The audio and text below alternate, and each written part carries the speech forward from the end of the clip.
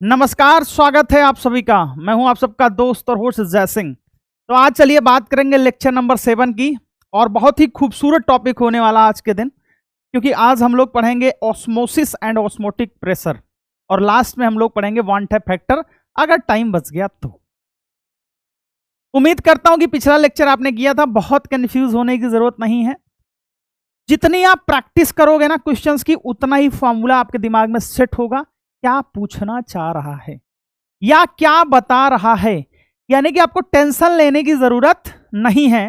हमने 3 colligative property पढ़ ली है, आज चौथी पढ़ेंगे, फिर एबनॉर्मल पढ़ेंगे, और कल अगला जो लेक्चर होगा उसमें ये खत्म हो जाएगा, और साथ ही साथ 1 घंटे का मैं समरी लेक्चर दूंगा उसी में कंबाइन, क्योंकि अलग से देखो अपन लेक्चर नहीं डाल सकते, क्योंकि टाइम भी तो वेस्ट होगा ना यार।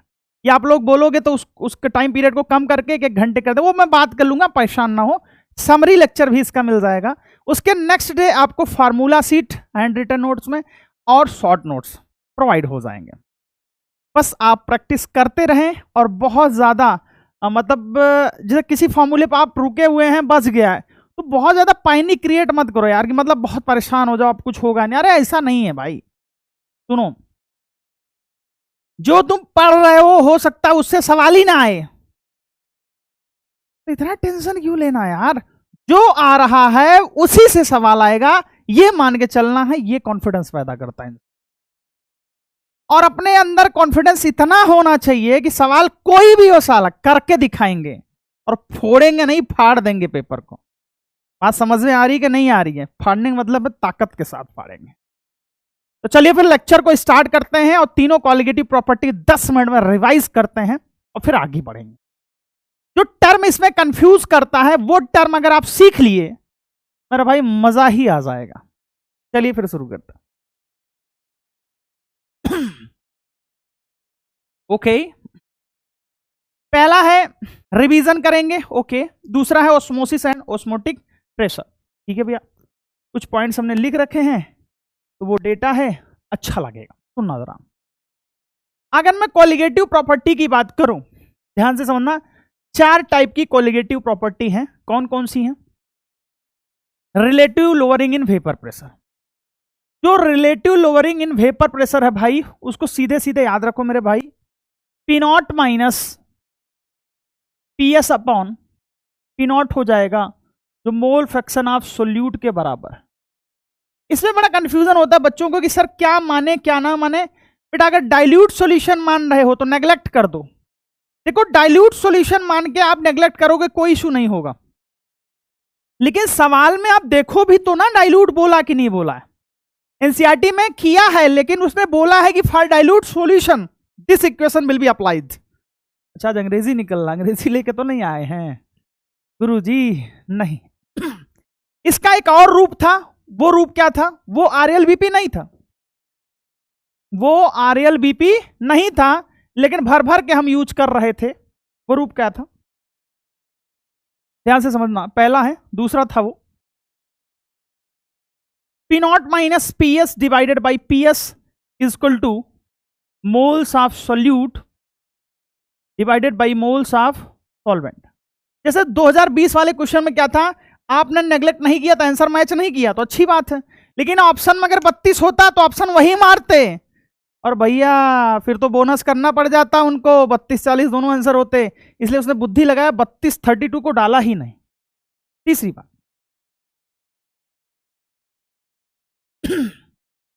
अगर मैं इसकी बात करूं, ध्यान से समझें, तो तीसरा था डेल्टा टीबी बराबर केबी इंटू एम। बस इतना ही याद रखना, डेल्टा टीबी बराबर क्या है? केबी इंटू एम। नेक्स्ट क्या याद रखना है? डेल्टा टीएफ बराबर केएफ इंटू एम। बस ये 3 फॉर्मूले आपको याद रखना है, ये तो कॉम्प्लीमेंट्री में। एक मोटा मोटा और चीज आप समझ लो, बार बार लिखो, इतनी बार लिखो ना फॉर्मूला याद हो जाए, कि जो डेल्टा टीबी आया ना, डेल्टा नहीं डेल्टा टीबी, वो हो जाएगा TB solution minus TB solvent. ठीक है भैया। दूसरी बात, जो डेल्टा टीएफ आया था उसमें पहले सॉल्वेंट आया था, क्योंकि इसमें क्या होता, डिप्रेशन होता, जाहिर सी बात है सॉल्वेंट बड़ा रहा होगा। TF solvent minus TF solution. ठीक है सर, समझ में आ गई। आप क्या कहना चाह रहे हो? ये फॉर्मूला पता है, ये फॉर्मूला पता है, हो जाएगा। सवाल कैसे पूछेगा? अगर आपसे सवाल पूछता है कि relative lowering in vapour pressure या मोल फ्रैक्शन ऑफ सोल्यूट, तो ये फॉर्मूला यूज करना है। अगर मास या मोलर मास पूछता है सोल्यूट सॉल्वेंट का, तो ये फॉर्मूला यूज करना है relative lowering in vapour pressure वाले केस। ठीक है। डेल्टा टीबी, अगर वो कुछ भी पूछता है, ध्यान से समझो, कुछ भी पूछता है तो डेल्टा टीबी में एक ही इक्वेशन है, आपको ये फॉर्मूला यूज करना है। अगर वो पूछता है बॉइलिंग पॉइंट ऑफ सॉल्यूशन, तो डेल्टा टीबी निकाल के TB solution minus TB solvent कर देना। और टीबी सॉल्वेंट बेटा वाटर के लिए क्या होता है, 100 डिग्री सेंटीग्रेड होता है। और टीएफ सॉल्वेंट वाटर के लिए क्या होता है, 0 डिग्री सेंटीग्रेड होता है। क्या मेरी बात समझ में आ रही है क्या आप लोगों को? क्या ये मोटा मोटा जो मैंने बताया वो समझ में आया क्या? पतला पतला पढ़ चुके हैं अपन? सर क्या मोटा पतला की बात कर रहे हो जी, उसी की बात कर, समझ रहा है ना? पीछे से वो आवाज आई तो समझ रहा है ना? समझ रहा है। चलिए सर आगे बढ़।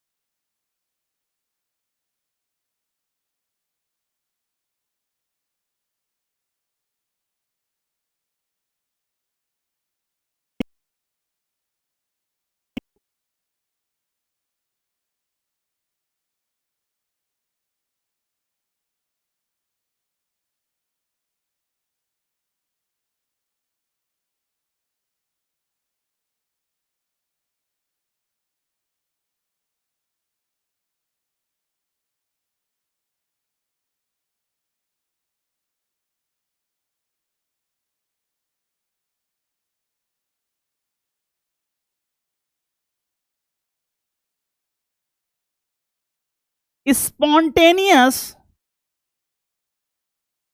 ये मैंने अलग से समझा दिया, flow of solvent from low concentration to high concentration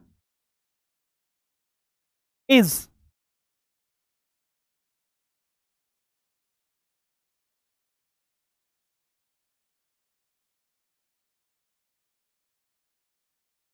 low concentration to high concentration is osmosis. क्या कहलाएगा? ओस्मोसिस। ओस्मोसिस क्या है? स्पॉन्टेनियस फ्लो है। किसका? सॉल्वेंट का। किधर से किधर? सॉल्वेंट साइड से सॉल्यूशन साइड या मैं बोलूं कि from less concentration to more concentration. The spontaneous flow of solvent from low concentration to high concentration, ठीक है, थ्रू पूरी बात लिख देते हैं, थ्रू सेमी परमिएबल, ऊपर लिखा है लेकिन फिर भी इसमें लिख दें, परमिएबल मेम्ब्रेन कॉल्ड ऑस्मोसिस। एक बात समझ में आ गई है भैया कि इसमें जो फ्लो होगा वो सॉल्वेंट से किधर होगा? सॉल्यूशन साइड होगा। सॉल्वेंट से किधर होगा? सॉल्यूशन साइड होगा। ये बात आप चित्र के माध्यम से समझ लो। लो कंसंट्रेशन से हाई कंसंट्रेशन साइड होगा। या मैं इसी को बोल दूं, या मैं इसी को दूसरा टर्म बोल दूं, डाइल्यूट सॉल्यूशन से किधर होगा? कॉन्संट्रेटेड सॉल्यूशन की तरफ होगा। किस तरफ होगा? कॉन्संट्रेटेड सॉल्यूशन की तरफ होगा। आराम से नोट करें। क्या है ओस्मोसिस? ओस्मोसिस क्या है? Flow of solvent particle through a semi permeable membrane. किसी भी सेमी परमेबल मेम्ब्रेन, वो जो आप समझ रहे हो झिल्ली बोलते हैं उसको, हमारे यहाँ यूपी बिहार साइड में झिल्ली, पॉलीथीन, बट वो क्या होती है ना, वो छनती है, छान सकते हैं उससे। जैसे गांव में क्या करते हैं लोग, वो अरे कौन सा कपड़ा होता है, सूती कपड़ा बोलते हैं उसको, उससे क्या करते हैं, बहुत सारी चीजें छानते हैं। वो भी किसका काम करता है? सेमी परमेबल मेम्ब्रेन का काम करता है, ठीक है ना। Spontaneous flow of solvent from low concentration to high concentration through semi permeable membrane called osmosis. तुमने कहा इसका मतलब यह हो गया सर कि कोई भी सॉल्यूशन, दो सॉल्यूशन के बीच में अगर सेमी परमेबल मेम्ब्रेन मिला देंगे तो सॉल्वेंट का फ्लो होना तय है। हमने कहा हाँ। तो सवाल कैसे बनेंगे? ध्यान से समझना बाबू, ध्यान से समझेंगे सभी लोग। एक तीर, दो तीर, तीन तीर, चार तीर।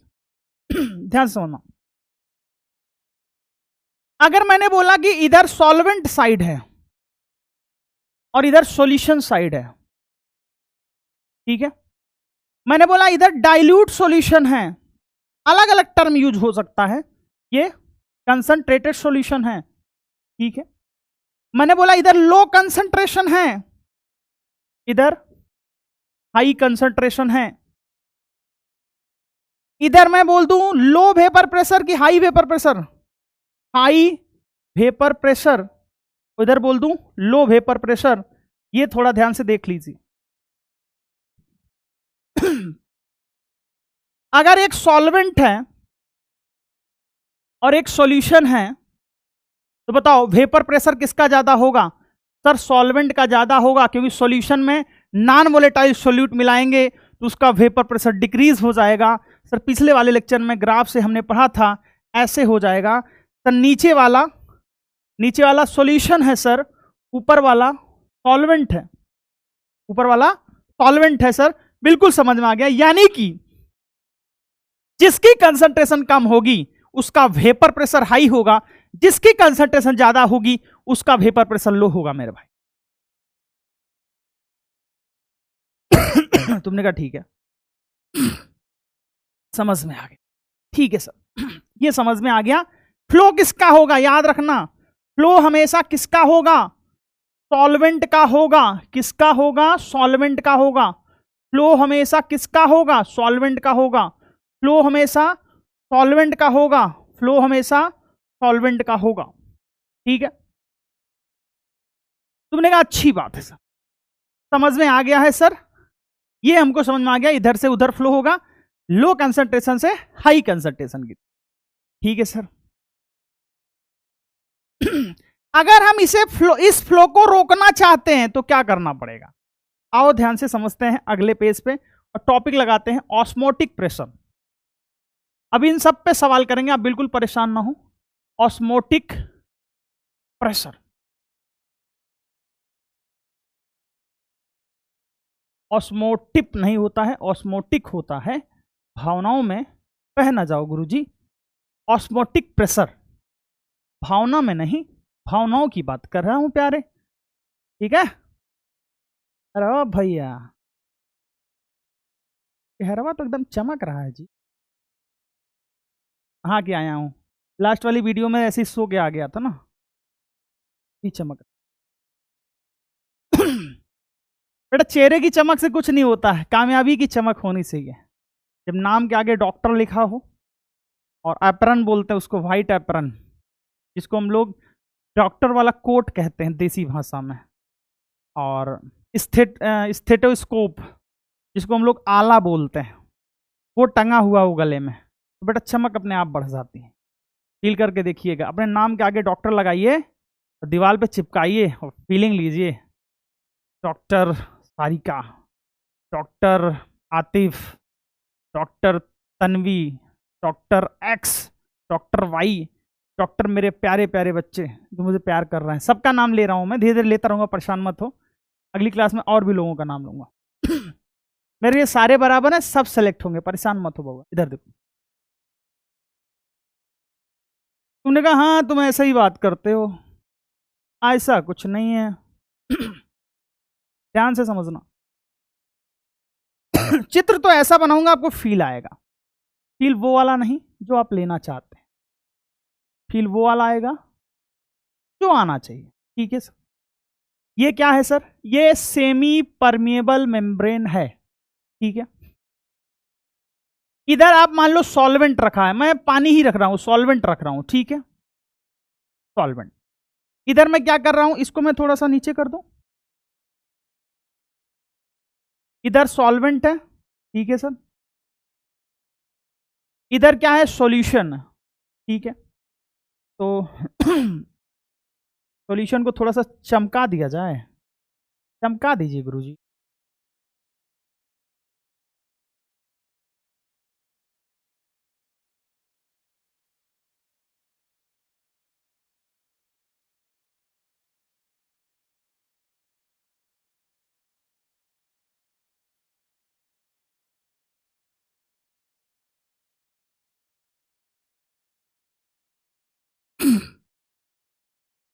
अब ध्यान से समझिएगा।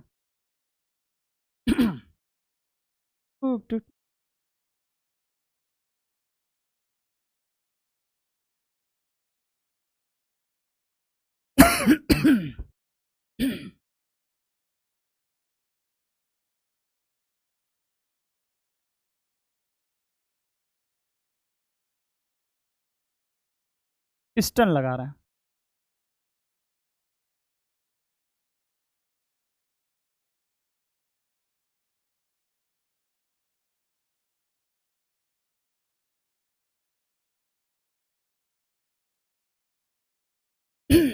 सॉल्यूशन थोड़ा गाढ़ा है, सॉल्वेंट थोड़ा सा हल्का गाढ़ा।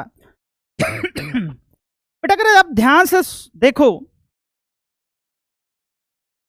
तो पिस्टन हमने लगाया सॉल्यूशन साइड।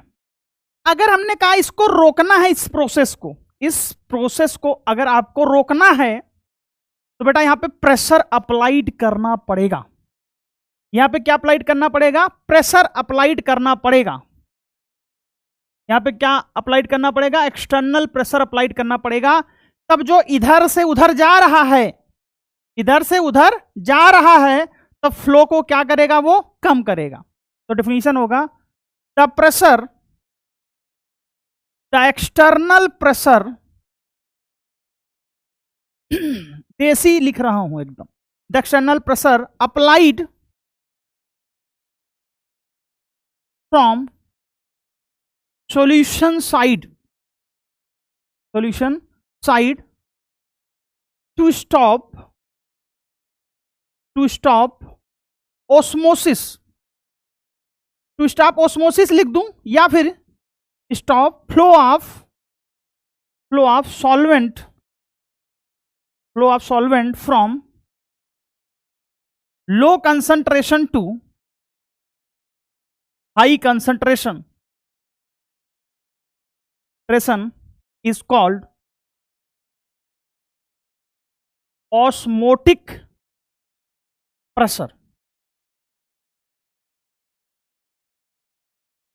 ध्यान से समझना क्या बोला मैंने। सॉल्यूशन साइड जो एक्सटर्नल प्रेशर अप्लाइड किया गया है इस फ्लो को रोकने के लिए, ध्यान से समझना। फ्लो किधर हो रहा था? फ्लो हो रहा था इधर। क्या हो रहा था? फ्लो किधर हो रहा था? सॉल्वेंट से सॉल्यूशन की तरफ। क्यों? क्योंकि ये लो कंसंट्रेशन, ये हाई कंसंट्रेशन है। इस फ्लो को रोकने के लिए जो प्रेशर लगाया गया, अरे इधर प्रेशर लगाया हमने ना, इधर प्रेशर लगाया तो इसने रोका। इसने क्या किया? रोका इसको।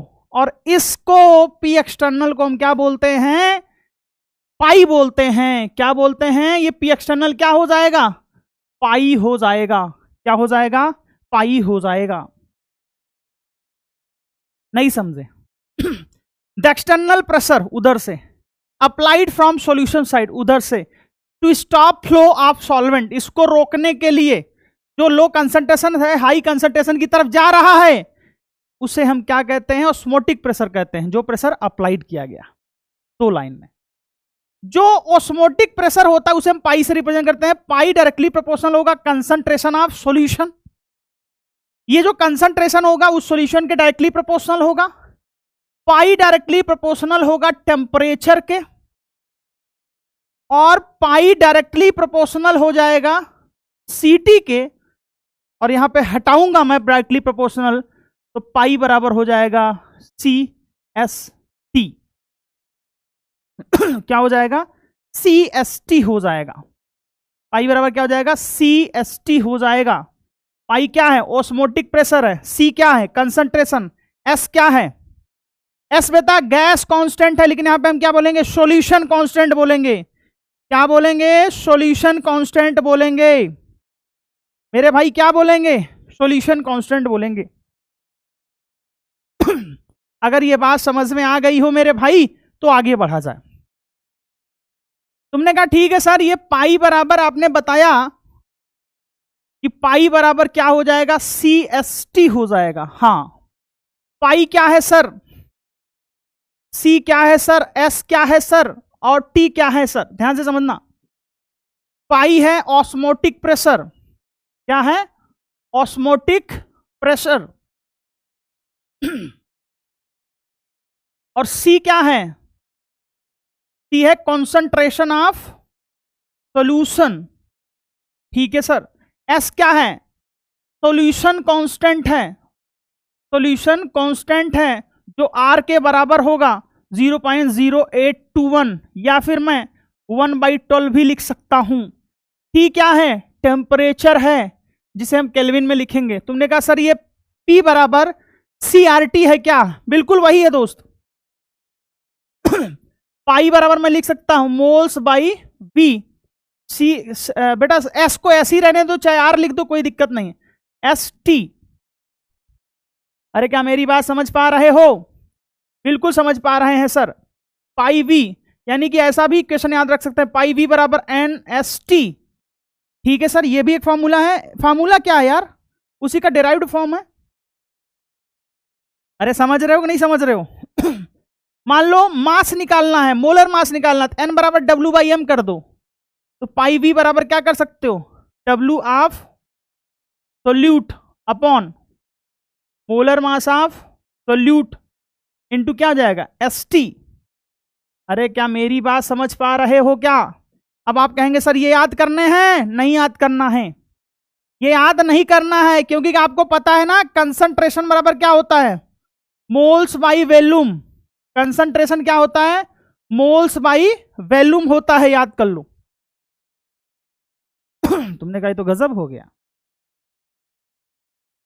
ये तो गजब हो गया सर, कैसी बात कर रहे हो सर? एक ही फार्मूला है क्या बउआ? एक ही फार्मूला है बउआ, इधर देख नन्ना मुन्ना बउआ, इधर देख, एक ही फार्मूला है। पाई बराबर सी एस टी, सी बराबर एन बाई वी होता है, तो वहां पे रख दिया, तो वी को उधर लिया, पाई बी बराबर एन एस टी हो गया। अब मोल्स बराबर क्या होता है? अरे दुनिया जानती है मोल्स बराबर क्या होता है, वेट अपॉन मोलर मास होता है, वेट अपॉन मोलर मास होता है, ये पुरानी जानकारी है मोल से, ये दोनों हमने मोल में पढ़ा है कि नहीं पढ़ा है? बिल्कुल पढ़ा है सर। यानी कि तुम्हें सिर्फ यही फॉर्मूला याद रखना है मेरे भाई। एक बार ध्यान से समझ लो प्यारे बच्चों, एक बार मेरे भाइयों ध्यान से समझ लो, आइडियल गैस जैसा ही इक्वेशन है इसका भी। ठीक है सर, ठीक है सर, समझ में आ गया है, आगे बढ़ते हैं। ठीक है, ध्यान से समझना। अगर मान लो कोई सब्सटेंस तुमने रख दिया इसके अंदर, ठीक है, मान लो इसके भी अंदर तुमने कोई सब्सटेंस रख दिया, ठीक है, ये मान लो अगर लो कंसंट्रेशन है, ये मान लो अगर हाई कंसंट्रेशन है, हाई कंसंट्रेशन है, और ये मान लो लो। हाई कंसंट्रेशन को मैं ऐसे लिखूंगा, सुनो अब आगे से ध्यान रखना, हाई कंसंट्रेशन को मैं HC लिखूंगा, लो कंसंट्रेशन को मैं LC लिखूंगा। ठीक है सर, अच्छी बात है, लिखो सर, मना कौन कर। ये हाई कंसंट्रेशन है, बाहर वाला लो कंसंट्रेशन है, बाहर वाला मतलब पानी रखा होगा। अरे भाई बाहर वाले में क्या मतलब, पानी रखा होगा। ठीक है भैया, ये लो कंसंट्रेशन है और बाहर वाला हाई कंसंट्रेशन है, ध्यान से समझना। फ्लो हमेशा कहां होगा? लो कंसंट्रेशन से हाई कंसंट्रेशन की तरफ होगा। कहां होगा? लो कंसंट्रेशन से हाई कंसंट्रेशन की तरफ होगा, लो कंसंट्रेशन से हाई कंसंट्रेशन की तरफ होगा। जब ऐसा होगा, ध्यान से समझना, जब किसी सॉल्यूशन में कोई सब्सटेंस डाल देंगे और उसके अंदर सॉल्वेंट के मॉलिक्यूल्स जाने लगेंगे, तो उसको बोलेंगे एंडोओस्मोसिस, एंडोओस्मोसिस बोलेंगे। क्या बोलेंगे?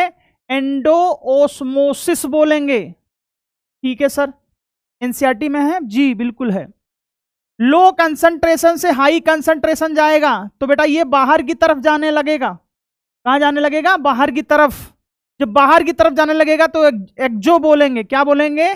एक्जो ओस्मोसिस बोलेंगे। क्या बोलेंगे? एक्जो ओस्मोसिस बोलेंगे। ठीक है सर,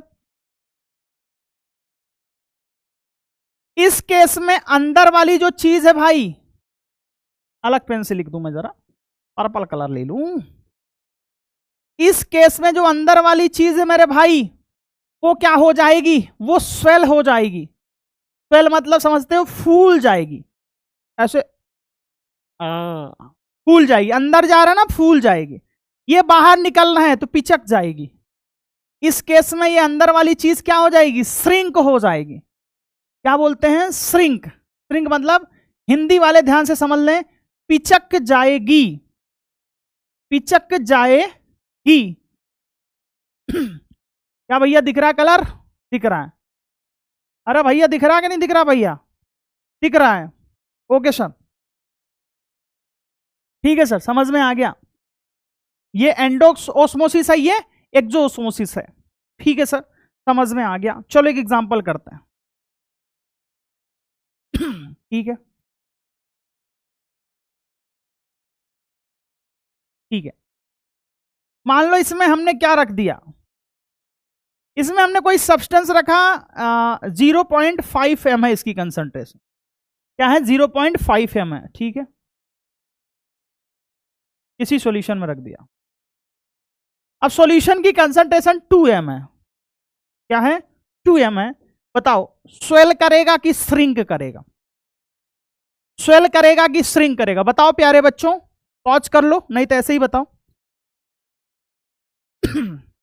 बताओ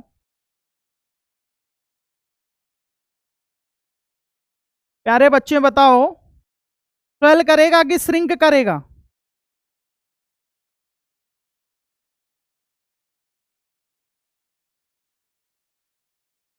बताओ प्यारे बच्चों। तुमने कहा लो कंसंट्रेशन से हायर कंसंट्रेशन की तरफ जाएगा, तो ये बाहर की तरफ जाएगा। अगर बाहर की तरफ जाएगा तो इसे क्या बोलेंगे? इसे एक्सोओस्मोसिस बोलेंगे। क्या बोलेंगे? एक्सोओस्मोसिस बोलेंगे। और बेटा ध्यान से समझना, ये चीज तुमको बहुत कम लोग समझाएंगे, लेकिन ये एनसीईआरटी में लिखा हुआ है, देखना आप। इसमें क्या हो जाएगा? बाहर जाएगा तो अपना माल बाहर की तरफ दे रहा, तो अपना तो पिचका लेगा ना खुद को, तो अंग्रेजी में बोलेंगे श्रिंक हो जाएगा, पिचुक जाएगा, सिकुड़ जाएगा, चुचुक जाएगा, जो भी भाषा बोलते हो आप लोग। हमारे यहाँ तो पिचकना, चुचुकना, सिकुड़ना सब एक ही होता है। ठीक है भैया, समझ में आ गया सर? टाइप्स ऑफ सॉल्यूशन की बात करते, एक होता है आइसोटोनिक सॉल्यूशन। ठीक है सर, समझ में आ गया सर? आइसोटोनिक सॉल्यूशन कब होगा? आइसो मतलब आइसो, टोनिक मतलब टोन नहीं। अगर ये सॉल्यूशन 1 है और ये सॉल्यूशन 2 है, अगर ये आइसोटोनिक है तो इसका ऑस्मोटिक प्रेशर अगर पाई 1 है, इसका ऑस्मोटिक प्रेशर पाई 2 है, तो बेटा आइसोटोनिक सॉल्यूशन वही होंगे जिनका ऑस्मोटिक प्रेशर नहीं, ऑस्मोटिक प्रेशर बराबर होगा, और पाई बराबर CST होता है। बेटा S तो कांस्टेंट है, टेम्परेचर भी कांस्टेंट ही लेंगे, तो बेटा हम लिख सकते हैं C1ST बराबर क्या हो जाएगा? C2ST हो जाएगा। यानी कि ST से ST काट दोगे, ST से ST काट दोगे तो C1 बराबर C2 हो जाएगा, C1 बराबर C2 हो जाएगा। तुमने कहा अच्छी बात है। अब C1 बराबर C2 को मैं ऐसे भी लिख सकता हूं, मोल्स बाई वॉल्यूम बराबर मोल्स बाई वॉल्यूम। अगर मान लो वॉल्यूम सेम हो, अगर वॉल्यूम सेम हो नहीं हो तो ऐसे लिख दो, ऐसे भी लिख सकते हैं। क्या लिख सकते हैं? ऐसे भी लिख सकते हैं, बिल्कुल सही बात है, कंसंट्रेशन तो वही होता है ना। अब बेटा इसमें देखो, अगर वॉल्यूम सेम हो, अगर वॉल्यूम सेम हो तो मोल क्या कर देने हैं? बराबर कर देने हैं। मोल क्या कर देने हैं? बराबर कर देने हैं। अगर मास भी सेम हो तो मोलर मास बराबर कर देने हैं। तुमने कहा सर इतना लंबा नहीं सोच पाऊंगा, सोचना नहीं है बाबू।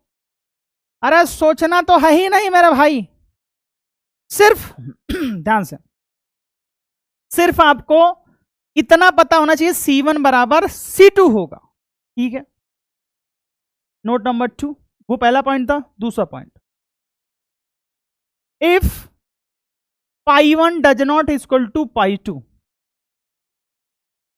दो सॉल्यूशन है लेकिन पाई1 पाई2 बराबर नहीं है, तो ध्यान से समझना, बराबर नहीं है तो एक ज्यादा होगा, एक ज्यादा होगा। मैं मान लेना पाई1 ग्रेटर देन पाई2 है, पाई1 ग्रेटर देन पाई2। अब बाद में पूछना मत कि सर पाई1 कैसे ज्यादा हुआ, मान लिया हमने, माना कि P1 ज्यादा है, पाई1 ज्यादा है पाई2 से, तो जो ज्यादा होगा बाबू, जो ज्यादा होगा उसे बोलेंगे हाइपरटोनिक, हाइपरटोनिक सॉल्यूशन, और जो कम होगा उसे बोलेंगे हाइपोटोनिक सॉल्यूशन। ये कब बताते हैं? ध्यान से समझ लेना, कब बताते हैं? ये कब बताते हैं? जब कंपैरिजन करते हैं, जब कंपैरिजन करेंगे। अगर मान लो अपने पास दो सॉल्यूशन है और उनका हम कंपैरिजन कर रहे हैं, एक का ऑस्मोटिक प्रेशर ज्यादा है, दूसरे का ऑस्मोटिक प्रेशर कम है, तो क्या बोलेंगे? क्या बोलेंगे? जिसका ऑस्मोटिक प्रेशर ज्यादा होगा उसका हम लोग क्या बोलेंगे? उसको हम बोलेंगे हाइपरटोनिक। क्या बोलेंगे? हाइपरटोनिक। बेटा अगर पाई 1 ग्रेटर देन पाई 2 है, ध्यान से समझना, ये लाइन बिल्कुल अलग है। अगर पाई 1 ग्रेटर देन पाई 2 है तो C1 ग्रेटर देन C2 भी तो होगा। बिल्कुल सही बात है यार, वही इक्वेशन तो पुट किया है मैंने। ठीक है सर, समझ में आ गया। ठीक है सर, ठीक है। आपको बताना है, मैंने क्वेश्चन लिखा, आपको बताना सॉल्यूशन ए और बी के बारे में क्या है ये। अभी रिवर्स ऑस्मोसिस भी पढ़ेंगे, परेशान मत हो। मिलेगा 0.2 m एक्वस NaCl, ठीक है।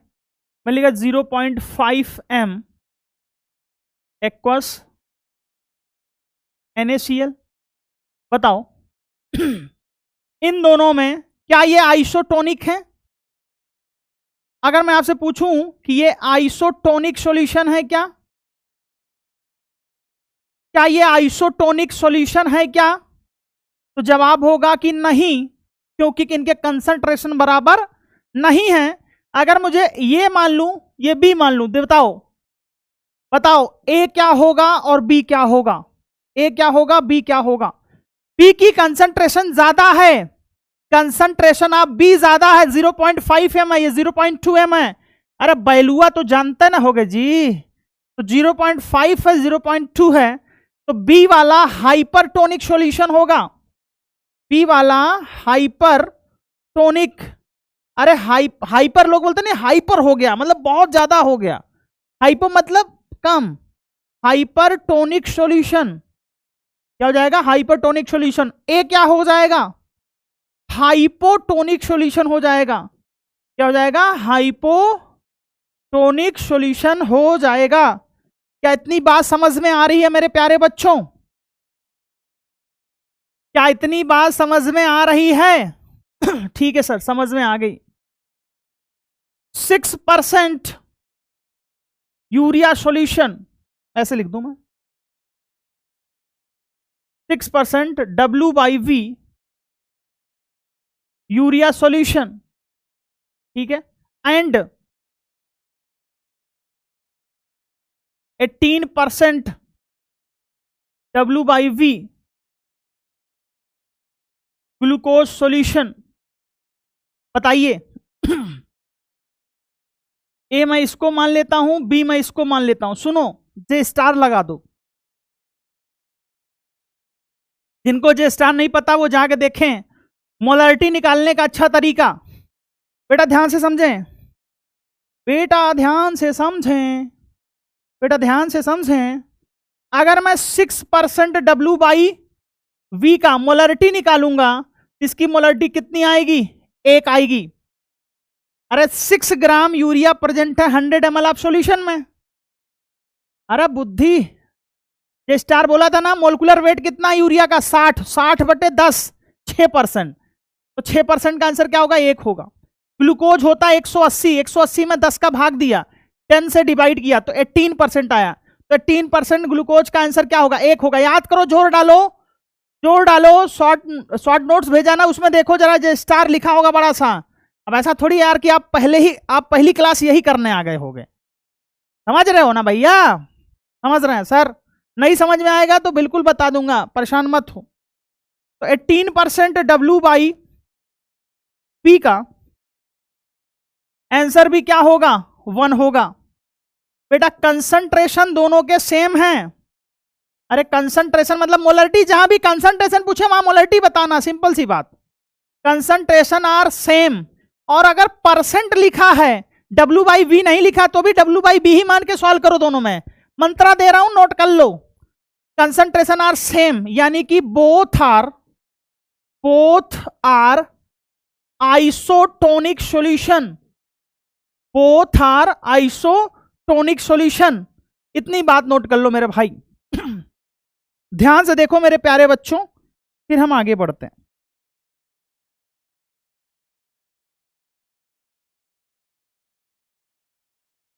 ध्यान से समझो, ठीक है? ठीक है सर, समझ में आ गया। आओ, ये तुम्हें समझ में आ गया। अब आगे बढ़ते हैं, क्वेश्चन की झड़ी लगा देंगे, आप परेशान मत हो। पहले आगे बढ़ते हैं। रिवर्स ऑस्मोसिस, जो घर में पानी फिल्टर नहीं करता है, आरओ, इसे क्या बोलते हैं? आरओ, वाटर प्यूरिफायर भी बोलते हैं इसे। इस प्रोसेस को होता क्या है, होता क्या है, मैं आपको देसी भाषा में समझाता हूं। इधर देखें बेटा, इधर देखें प्लीज। ठीक है सर, ये एसपीएम है, ठीक है ना। और सेल्यूलोज एसीटेट के बारे में एनसीईआरटी में दे रखा है कि हम लेते हैं सेल्यूलोज एसीटेट। ठीक है। इधर मैं रख रहा हूं प्योर वाटर, प्योर वाटर, ठीक है ना। इधर मैं ले रहा हूं गंदा वाटर, गंदा वाटर बोलूं या कंसंट्रेटेड वाटर, कंसंट्रेटेड वाटर, ठीक है। अरे भाई, पानी जो लेते हैं, मान लो समुद्री पानी है, समुद्र का पानी है, सी वाटर है। सी वाटर ले रहा हूं, सी वाटर, ठीक है ना। अब ध्यान से समझना, यहां पे हमने क्या लगाया था? पिस्टन लगाया था। यहां पे जो हमने पी एक्सटर्नल अप्लाइड किया था, सोचो वो बड़ा हो जाए पाई से। तुमने कहा समझ में नहीं आया। अगर जो सिस्टम हमने यहां पे लगाया था प्रोसेस को रोकने के लिए, अगर मान लो गलती से प्रेशर ज्यादा हो गया, तो बेटा उल्टा होने लगेगा। क्या होने लगेगा? उल्टा होने लगेगा। क्या होने लगेगा? उल्टा होने लगेगा। यानी कि सॉल्वेंट जो कंसंट्रेटेड है, अरे सी वाटर तो कंसंट्रेटेड रहेगा ना यार, उसमें नमक वगैरह होते हैं तो कंसंट्रेशन है ना। तो जो कंसंट्रेटेड है वहां से सॉल्वेंट किधर आने लगेगा? जो लो कंसंट्रेशन है या प्योर वाटर है या प्योर सॉल्वेंट है, वाटर को आप सीधे सॉल्वेंट बोल दो, कोई कंफ्यूजन नहीं है यार। कंफ्यूज हो रहे हो तो सॉल्वेंट बोल दो। और ये देखो सी वाटर सॉल्यूशन है, मतलब वो गंदा पानी है। तुमने कहा अच्छा, सॉल्वेंट में भी पानी की ही बात कर रहा है, ठीक है सर, कर दिया। यानी कि आरओ कब होगा? When external pressure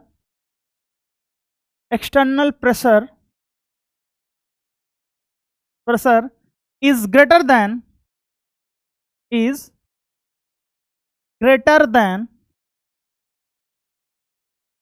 osmotic pressure,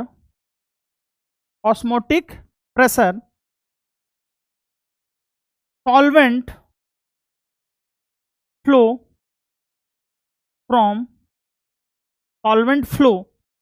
यानी कि पास होता, solvent flow from high concentration to low concentration through SPM is called reverse osmosis. तुमने कहा समझ में नहीं आया, तुमने कहा समझ में नहीं आया, क्या बोलना? हमने कहा सुनो, जब वो पी एक्सटर्नल ज्यादा हो जाएगा पाई से, तो पहले क्या कर रहा था? रोक रहा था। इधर जा रहे थे तो रोका, ज्यादा हो गया तो इधर आ गया, ज्यादा हो गया तो इधर आ गया। अरे सुनना, दबा रहे हैं, पहले इतना दबाया कि फ्लो को रोका, उधर से जो आ रहा था फ्लो को रोका। ज्यादा दबा दोगे तो उधर जाने लगेगा, तो ज्यादा दबा दिया। तो when external pressure is greater than osmotic pressure, solvent flow from higher concentration to low concentration through semi permeable membrane is called RO. इससे बस नहीं मिलेगा, कहते हो ना। जाओ देखो, डिफरेंट टाइप का स्ट्रक्चर बना रहा हूं, मतलब खुदा थोड़ी हूं, मैंने सीखा अपने टीचरों से। कोटा में तो एक से एक टीचर है, जानते ही हो आप, जिनकी किताबें पढ़ते हो ना, मैं उनसे पढ़ा हूं और बहुत रिस्पेक्ट करता हूं मैं अपनी टीचर, ठीक है।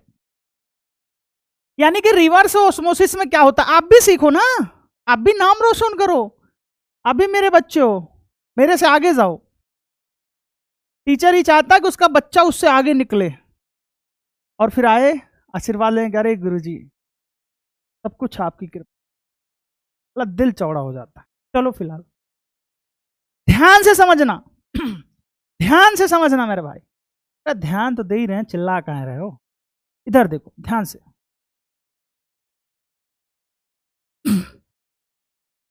अभी सवाल कराऊंगा। फ्लो किसका होगा? सॉल्वेंट का होगा। फ्लो किसका होगा बाबू? सॉल्वेंट का होगा। किसका होगा? सॉल्वेंट का होगा। किसका होगा? सॉल्वेंट का होगा। सॉल्यूट तो हो ही नहीं सकता। बस भैया हायर कंसंट्रेशन से लो कंसंट्रेशन होगा, हायर कंसंट्रेशन से लो कंसंट्रेशन होगा, कंसंट्रेट सॉल्यूशन से, कंसंट्रेटेड सॉल्यूशन से डाइल्यूट सॉल्यूशन होगा, और सॉल्यूशन से सॉल्वेंट की तरफ होगा।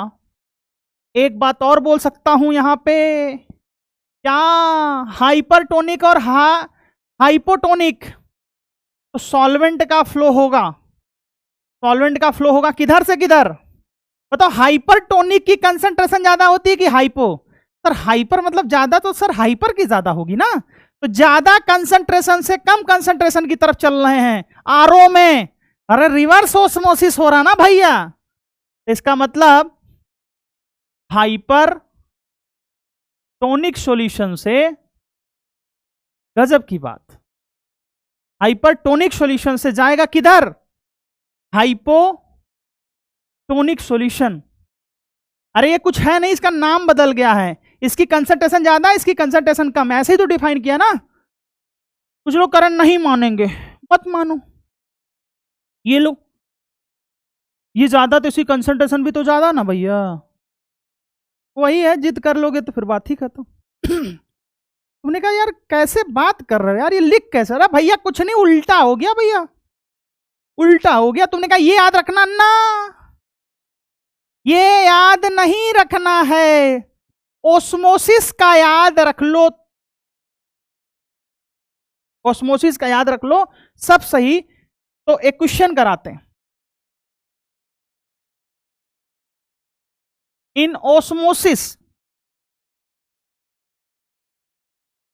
which of the following option is correct? बेटा असर्शन रीजन के जितने भी सवाल बनेंगे ना भैया सब हो जाएंगे, क्योंकि पूरा एक्सप्लेन करके बता रहा हूं बाबू। और नहीं मजा आए तो दूसरे लोगों का वीडियो जरूर देखिएगा, तभी ना पता चलेगा व्हाट इज क्वालिटी। अरे ऐसे थोड़ा ही ना पता चलेगा जी, क्वालिटी कैसे पता चलेगा? पढ़िएगा तब ना। ठीक है sir.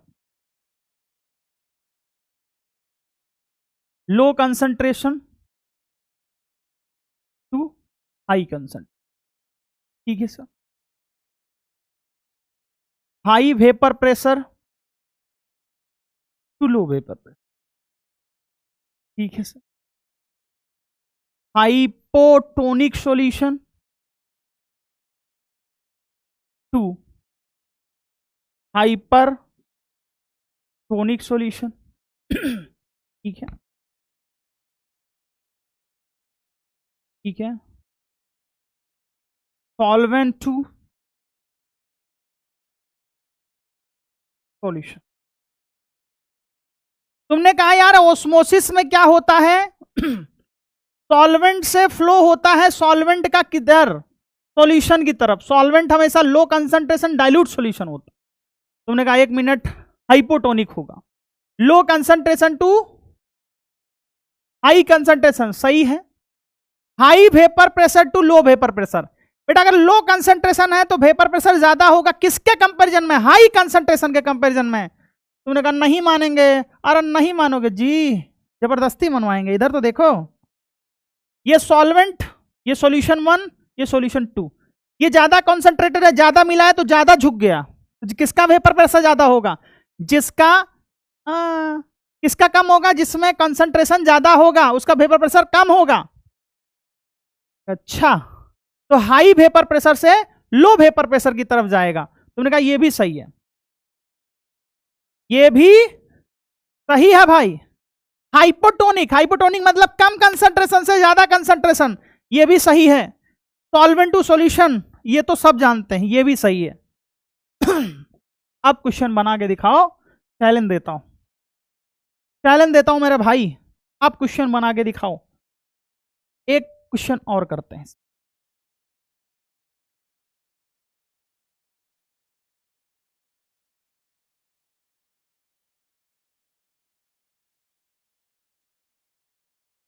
.2m aqueous NaCl, 2m aqueous, ये A है, ये B, ठीक है, डब्बा A है, डब्बा B है। Which of the following is correct? Which of the following is correct? पहला, दूसरा, तीसरा। A2 B डब्बा, A2 B डब्बा, B2 A डब्बा, B2 A डब्बा, ठीक है।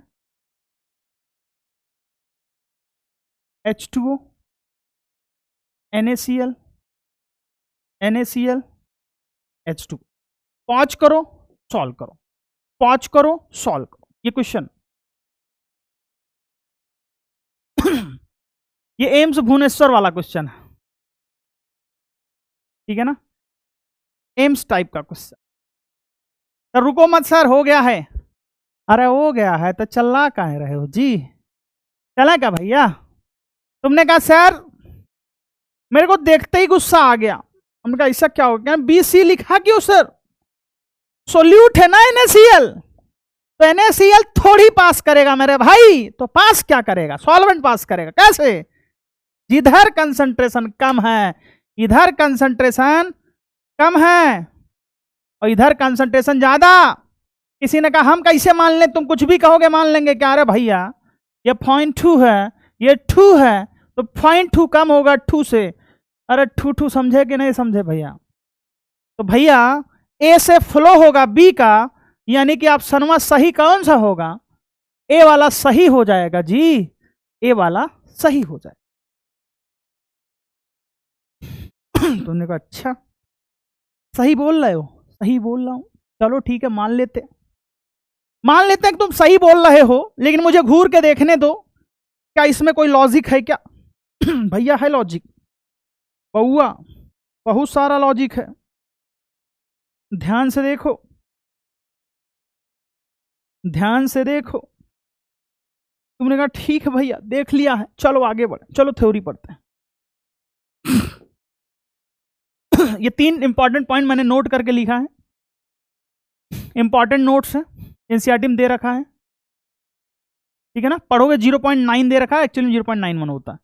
RBC blood is isotonic with 0.91% W/V, यानी कि जो ब्लड है वो भी नमकीन होता है, किसके जैसा? जब 0.91% W/V NaCl सॉल्यूशन होता है। तुमने कहा ठीक है, ये जीके टाइप की चीजें हैं, हमें याद होना चाहिए, ठीक है। If in solution 2 or more than 2 solutes are present, then total osmotic pressure ध्यान से समझना बेटा। अगर मान लो किसी भी सॉल्यूशन में 2 या 2 से ज्यादा सोल्यूट प्रेजेंट होंगे, तो हम निकालेंगे पाई टोटल। क्या निकालेंगे? पाई टोटल, और वो किसके बराबर हो जाएगा? π1 + π2 + π3। अरे भाई एक का वेपर प्रेशर जो एक का जो ऑस्मोटिक प्रेशर होगा वो π1, 2 का π2, 3 का π3 डैश डैश डैश। तुमने कहा ठीक है सर, ये हम नहीं पूछे जाते, लेकिन फिर भी सवाल आएगा तो डायरेक्ट बता देंगे। If 2 or more than 2 solution are mixed, जब हम सॉल्यूशन ही मिक्स्ड कर दे रहे हैं, इसका π1 V1 है, इसका π2 V2 है, इसका π3 V3 है, इसका पाई मान लो ऐसे मिक्स कर दिया बराबर, पाई फाइनल वी फाइनल। तो बेटा जो पाई फाइनल वी फाइनल होगा वो बराबर होगा π1 V1 + π2 V2 + π3 V3। जितना मिक्स करोगे आप उसके बराबर हो जाए। और आपको पता है वी फाइनल क्या हो जाएगा? V1 + V2 + V3 हो जाएगा। न्यूमेरिकल बनेंगे। सिर्फ थ्योरी के लिए याद कर लो कि जब दो सॉल्यूशन को मिक्स करेंगे तो ऑस्मोटिक प्रेशर क्या हो जाएगा, पाई फाइनल वी फाइनल बराबर हो जाएगा पाई वन वी वन प्लस, जैसे आप कंसंट्रेशन नहीं निकालते थे, एम फाइनल वी फाइनल बराबर M1 B1 plus M2 B2 plus M3 B3 जितना होता था ऐड करते थे, याद आया कुछ, जब मिक्स कर रहे हैं तब, और एक ही में प्रेजेंट है तो सीधे ऐड कर देंगे। तुमने कहा ठीक है सर, कॉन्सेप्ट इसका क्लियर हो गया, ये इंपॉर्टेंट था। The concept of osmosis is introduce by Abbe Nollet. Abbe Nollet एक साइंटिस्ट थे। देखो वेपर प्रेशर ना वेपर प्रेशर अलग लोगों ने दिया था, वो अलग दिया था, ये अलग दिया था, ठीक है। तो एबनॉलेट ने इंट्रोड्यूस किया था ऑस्मोसिस को, to determine the osmotic pressure of aqueous solution by Berkeley Hartley method. To determine the osmotic pressure of aqueous solution किससे निकालते हैं, Berkeley Hartley method. Berkeley Hartley इस मेथड से हम लोग निकालते हैं, ठीक है। दिया किसने था, एबनॉलेट ने इंट्रोड्यूस किया था वर्ड को, निकालते हैं इसके, ये very very important. To determine molecular weight of unknown solute, protein, polymer, higher molecular weight substance, the osmotic pressure is the best method. क्यों है, रीजन सुनो। पाई बराबर क्या होता, पाई वी बराबर हमने लिखा था, अच्छा पाई बराबर क्या हो जाएगा, CST तो पाई बराबर क्या हो जाएगा, N by V R S T, ठीक है। तो पाई बराबर क्या हो जाएगा, W by M into V S T. यहां से जब M निकालोगे, M बराबर क्या हो जाएगा, WST अपॉन पाई V। तो तुमने कहा पहले भी तो निकालते थे ना मोलिकुलर मास, बेटा पहले निकालते थे तो डेल्टा TF आता था, डेल्टा TB आता था, डेल्टा P आता था। सोचो जब इनसे भाग करेंगे, इसमें खुद ही एरर है, इसमें खुद ही एरर है, जब एरर से भाग करोगे तो एरर नहीं आएगा, हो सकता बहुत ज्यादा एरर आ जाए। अरे भाई डिफरेंस में 0.1 का डिफरेंस आ गया तो भी सोचो कितना टाइम्स हो गया, 10 टाइम्स हो गया ना, तो उसमें एक्यूरेट निकाल नहीं सकते। यानी कि अननोन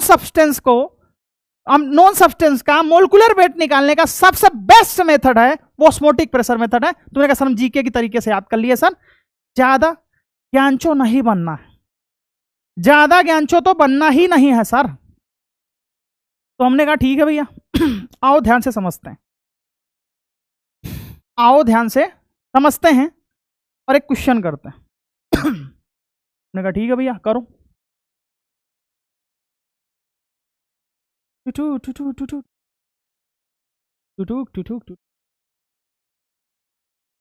क्वेश्चन, ठीक है ना। ऐसे बोला जाए, ब्लड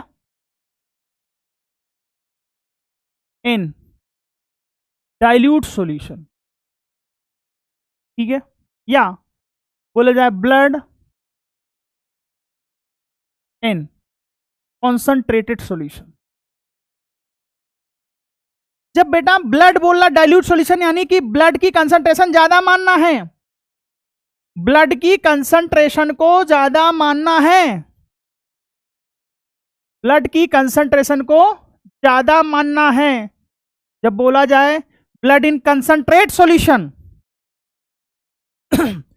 इसका मतलब इसमें क्या था, इसमें ये हाई कंसंट्रेशन था, ये लो कंसंट्रेशन है, इसमें ये लो कंसंट्रेशन होगा, बाहर वाला हाई कंसंट्रेशन होगा। तो बेटा हमेशा ऑस्मोसिस किधर से किधर होगा, बेटा इधर से अंदर जाएगा, इधर से अंदर जाएगा, इधर से अंदर जाएगा, इधर से अंदर जाएगा।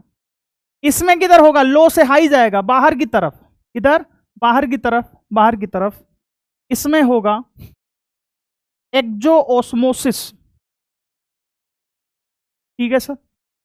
एक्सोऑस्मोसिस होगा तो अपनी पानी बाहर निकाल दे रहा है। अरे पानी निकालोगे तो पिचक ही ना जाओगे, समझ गए होंगे, थोड़े तेज हैं।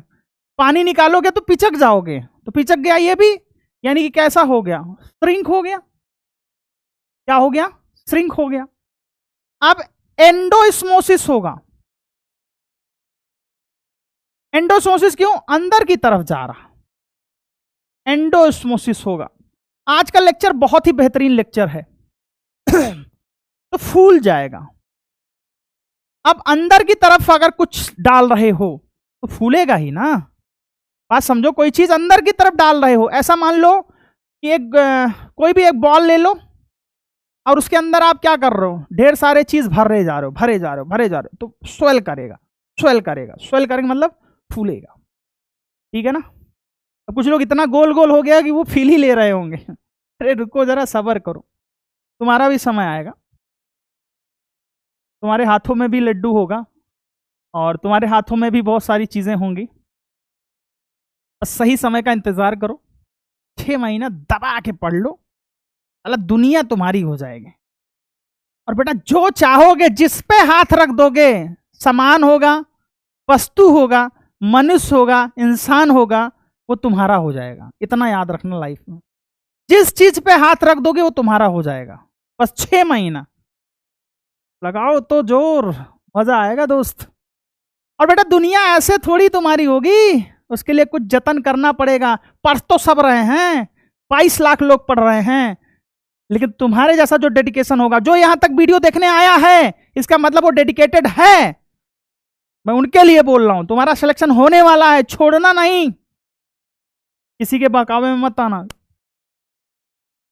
तुमने कहा सर ये तो क्लियर क्लियर बोल दिया था आपने, डाइल्यूट सॉल्यूशन। जैसे मैं बोल दूं कि मैं डाइल्यूट सॉल्यूशन में जा रहा हूं, तो इसका मतलब मेरा कंसंट्रेशन ज्यादा है, उसके बारे में भले जानकारी नहीं है। मैं बोल दूं कि मैं कंसंट्रेटेड सॉल्यूशन में जा रहा हूं, तो इसका मतलब है कि मैं डाइल्यूट हूं, यानी कि मेरी कंसंट्रेशन कम है। अरे समझ रहे हो कि नहीं समझ रहे हो? तुमने कहा समझ रहे हैं। तो अगर मैं डाइल्यूट सॉल्यूशन में जाऊंगा तो पानी मेरे अंदर घुसेगा, डाइल्यूट सॉल्यूशन गया पानी मेरे अंदर घुसेगा, मैं फूल जाऊंगा। अगर मान लो मैं चला गया हाई कंसंट्रेशन में, मेरा पानी निकल जाएगा तो मैं पिचक जाऊंगा। अरे समझे कि नहीं समझे? इतने लौंडे तो खुश होंगे, गुरुजी का पानी निकल रहा है। अब ध्यान से समझो, गजब का सवाल, होमवर्क दे रहा हूं। 1 2 होमवर्क दे रहा हूं, बताना, ठीक है ना? स्लाइड पे कमेंट करके बताना, ठीक है बाबू? ठीक है। ये ब्लड है, क्या है? ब्लड, ठीक है। और ये भी क्या है? ये भी क्या है? ब्लड, ठीक है। ये भी क्या है? ब्लड, ठीक है। यहां पे है 2m NaCl सॉल्यूशन, ठीक है। और ये किस में रखा है? 0.5m NaCl solution. बताना है। ये होमवर्क नंबर जो भी हो जाएगा, होमवर्क नंबर मैं बोल दूं कि 1 ही होगा, पहले करवाया है क्या मैंने? जो भी होगा, होमवर्क नंबर 2 दे दे रहा हूं। और ये होमवर्क नंबर 3। अरे तुम लिखोगे तो मैं समझ जाऊंगा यार। बताना किसमें एंडोस्मोसिस होगा, किसमें एक्जोस्मोसिस होगा, किसमें स्वेल होगा, किसमें श्रिंक होगा। अब कुछ लोग कहेंगे सर ये तो चीटिंग है, आपने अपनी बारी पे तो आपने सिंपल सवाल ले लिया था, आपने तो बस ऐसे बोल दिया कि अरे भैया ऐसा है, देखो वो क्या बोलते हैं, ये डाइल्यूट है, वो कंसंट्रेटेड है, तो अपना बड़ा मजे से कर लिए, अब हम कैसे करेंगे? तो पीछे से एक लौंडा आता, कहता हट भाई हट, गुरुजी पीछे कुछ बताएं जरा, देखन दे का बताएं। गुरुजी ये बताएं कि 0.91% W/E NaCl होगा, तो वो आइसोटोनिक होगा। तो तुमने कहा इसमें इन्होंने M लिखा है, हमने कहा सुनो क्वेश्चन को सिंपल कर देता हूं, क्वेश्चन को सिंपल कर दे रहा हूं। 2% W/V NaCl सॉल्यूशन। मजा आ गया सर, चेहरे पे खुशी तो देखो।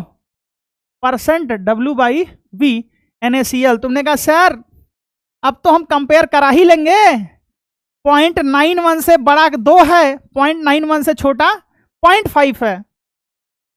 जिसकी कंसंट्रेशन कम उसका परसेंट कम, जिसका परसेंट कम उसकी कंसंट्रेशन कम, और जिसका कंसंट्रेशन कम वो डाइल्यूट सॉल्यूशन लो कंसंट्रेशन, और जिसकी कंसंट्रेशन ज्यादा वो कंसंट्रेटेड सॉल्यूशन या हाई कंसंट्रेशन सॉल्यूशन। समझा तो सब रहा हूं, लेकिन ऐसा पता नहीं क्यों लगता है कि तुमको समझ में आ रहा कि नहीं आ रहा?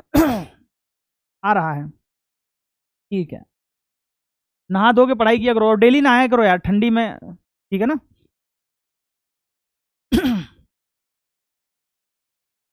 ठीक है भैया। ठीक है सर, ठीक है। एक क्वेश्चन करते हैं। तुमने कहा द रिलेशनशिप बिटवीन, ये कुछ नहीं है, ये एक मार्क्स का है। एक्चुअली 12th वालों को क्वेश्चन करवाता हूं, 12th वाले बच्चे बहुत अच्छे होते हैं तो मार्क्स दे देता हूं, तो एक marks. The between osmotic pressure at 273 kelvin 10 gram glucose, 10 gram glucose P1 है, 10 ग्राम यूरिया P2 है और 10 ग्राम सुक्रोज P3। बेटा एक बात बता दूं कि पाई भी, यहां पे P लिखा है तो कोई बात नहीं, पाई भी बराबर क्या लाया था? NST आया था। पाई भी बराबर क्या लिख सकते हैं? W/M/ST लिख सकते हैं। बेटा अगर ध्यान से देखें, टेम्परेचर तो कांस्टेंट है, R कांस्टेंट होता ही है, वॉल्यूम के बारे में चेंज किया ही नहीं है। बोला डिजॉल्व इन 250 ml वाटर, तो वॉल्यूम भी कांस्टेंट है और सबका 10-10 ग्राम है। पाई प्रोपोर्शनल आ गया W/M, और इत्तेफाक से देखो W भी क्या सेम है, इनवर्सली प्रोपोर्शनल M हो जाएगा, इनवर्सली प्रोपोर्शनल M हो जाएगा। तो ग्लूकोज का मोलर मास होता है 180, यूरिया का होता है 60, सुक्रोज होता है 342। बताइए, जवाब दीजिए, जनता जवाब मांगती है आपसे, आप बताएंगे कि क्या आंसर होना चाहिए। किसी ने कहा हमारे पल्ले नहीं पड़ा रहे, सुनो बहुआ, सब कुछ कंडीशनवा सेम है, तो पाई भी बराबर NST लिख सकते हैं। अरे पाई बराबर CST होता है और C बराबर N/V होता। कितनी बार बताएंगे जी? और सबका मास सेम है, सेम कंडीशन पे, तो आगे से याद रखना, मोलर मास के इनवर्सली प्रोपोर्शनल होगा, तो सबसे ज्यादा किसका होगा? जिसका मोलर मास कम होगा। अरे भैया मोलर मास 60 से ज्यादा किसका? 180, 180 से ज्यादा 342, तो बेटा ऑस्मोटिक प्रेशर किसका ज्यादा होगा? 60 वाले का P2 है सबसे ज्यादा, फिर P1 है, फिर P3 है। P2 P1 P3 लगा दो महादेव का नाम लेके, P2 P1 P3। ये कई सालों से सवाल पढ़ाए जा रहे हैं। अब तुमको एक जलवा दिखाते हैं, जलवा है हमारा। ये क्वेश्चन कहता है जलवा है हमारा और नीट 2021 में मैं आ गया, स्वागत नहीं करोगे इसका? सेम क्वेश्चन, ध्यान से समझना। The following solution were prepared by dissolving 10 gram of glucose, 10 gram glucose P1 है, 10 ग्राम यूरिया, 10 ग्राम यूरिया कितना है? P2 है, और 10 ग्राम सुक्रोज क्या है? P3 है। क्वेश्चन की लैंग्वेज थोड़ी सी डिफरेंट है, लेकिन है ये भी वॉल्यूम इसका कांस्टेंट है, यानी कि पाई इनवर्सली प्रोपोर्शनल क्या हो जाएगा? 1/M, और यूरिया का मोलर मास सबसे कम, तो P2 सबसे ज्यादा, फिर ग्लूकोज का, फिर सुक्रोज का P2 greater than P1 greater than P3 हो जाएगा। ऑप्शन नंबर डी हो जाएगा। कैसा लगा सवालिया? अरे बताइए भाई कैसा लगा जी? सर मजा तो आ ही रहा है सर, आप पढ़ाओ मजा ना आए सर, हो ही नहीं सकता। Isotonic solution are those which have the same osmotic pressure, same molarity, same density, same normality। बेटा सेम ऑस्मोटिक प्रेशर होना चाहिए, ये सेम है, कंडीशन सेम हो तो कंसंट्रेशन बाद में सेम हो सकती है। समझ गए भैया? ऑप्शन क्या हो जाएगा? ए हो जाएगा। This is homework, this is homework. ठीक है भैया, मैं कर डालूंगा इसको पूछा तो। अच्छा question. Which of the following pairs of solution is isotonic? देखो 60% यूरिया है, 60% यूरिया का मतलब हो गया W/V यूरिया। इसको एक को सॉल्व कर देता हूं मैं, यानी कि 60 ग्राम यूरिया प्रेजेंट है इन 100 ml सॉल्यूशन। याद आया कुछ? जे स्टार कॉन्सेप्ट बताया था, याद आया कुछ? अरे जे स्टार भूल गए क्या? 10 होगा इसका। अरे मोलिकुलर वेट बाई 10 का 1 होता है, तो ये तो मोलिकुलर वेट बाई 10 का 10 गुना है ना, 6% का 10 गुना है। तो बेटा मोलरिटी बराबर क्या हो जाएगा? मोल्स 60/60 कर लिया अपॉन वॉल्यूम 100 दे रखा है, लीटर में चेंज करना है तो 1000 कर दिया, 1/0.1 यानी कितना आ गया? 10। ठीक है। अगर मैं लिखूं 6% ग्लूकोज, ध्यान समझना, 6% W/V ग्लूकोज का मतलब क्या होगा? इसका मतलब क्या होगा? इसका मतलब होगा 6 ग्राम ग्लूकोज प्रेजेंट है इन, अब जे स्टार लगाऊंगा, बस एक बता दे रहा हूं, 100 ml ऑफ सॉल्यूशन। तुमने कहा यार इसकी मोलरिटी कैसे निकालोगे? 6/180, क्योंकि मोलर मास कितना है? 180 अपॉन 100/1000। बेटा 6/80 1/30 हो गया, गुड़े 1000/100 हो गया, ये उड़ा दो, 1/3 आ जाएगा। क्या हो जाएगा? 1/3 हो जाएगा। अब जे स्टार लगाते हैं, 18% का 1 होना चाहिए था, तो 18/3 6% आया था, यानी कि 1/3 होना चाहिए था, वो आ गया। 18% यूरिया, 6% यूरिया का 1 होना चाहिए। सुनो, जिसने जे स्टार कॉन्सेप्ट नहीं देखा, चाहे मोलरिटी वाला बेटा मोल का लेक्चर खोले और उसमें देख के आए, वो 18% यूरिया, जाहिर सी बात है शुरुआत से ही देख रहे होगे। 18% यूरिया का मतलब 18 ग्राम यूरिया प्रेजेंट है 100 ml ऑफ सॉल्यूशन में, तो बेटा 18%, यानी कि 6% का अगर होगा 1 तो 6 का 18, यानी कि इसकी मोलरिटी हो जाएगी कितनी? 3। इसकी मोलरिटी कितनी हो जाएगी? 3। 18% ग्लूकोज, बेटा 18% ग्लूकोज का क्या हो जाएगी मोलरिटी? 1 हो जाएगी। 6% यूरिया की मोलरिटी क्या हो जाएगी? 1 हो जाएगी। 18% ग्लूकोज है, इसकी मोलरिटी 1 हो जाएगी। 3.42 42%, 342 होता मोलिकुलर वेट अपॉन 10, यानी कि मोलरिटी 1 हो जाएगी। और 60% ग्लूकोज है, 18% का कितना है? 1 है, तो 60% का जो भी होगा 1 तो नहीं आएगा, 1 तो नहीं आएगा, जो भी होगा अपने को समझ में आ गया। ऑप्शन हो जाएगा सी, ऑप्शन हो जाएगा सी। कैसे करना? जे स्टार कॉन्सेप्ट मैंने 20 बार बताया है आप लोगों को कि आप लोगों को पिछले क्लास का कुछ भी जो भी पढ़ाऊं मैं वो याद होना चाहिए।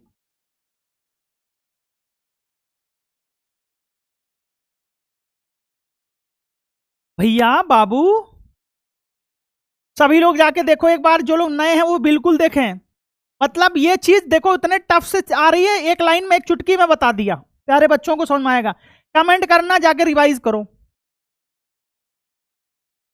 ध्यान से समझना।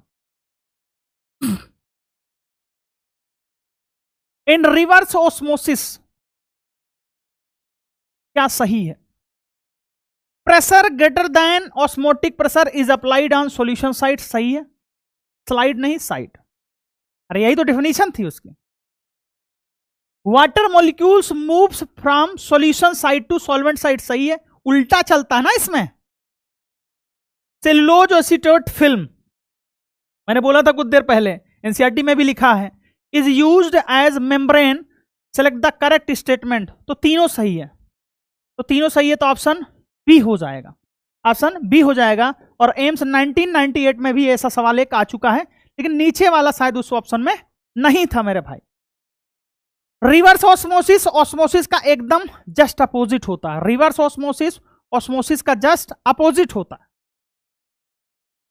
ठीक है भैया, ध्यान से समझना। तो मैं इसको पूछने की जरूरत ही नहीं पड़ेगी, जाओ पूरा ऑस्मोटिक प्रेशर हो गया तुम्हारा, टेंशन मत लो भाई, कुछ भी टेंशन लेने की जरूरत है। ये 5% solution of cane sugar isotonic है 1%, सॉल्व करो प्यारे बच्चों।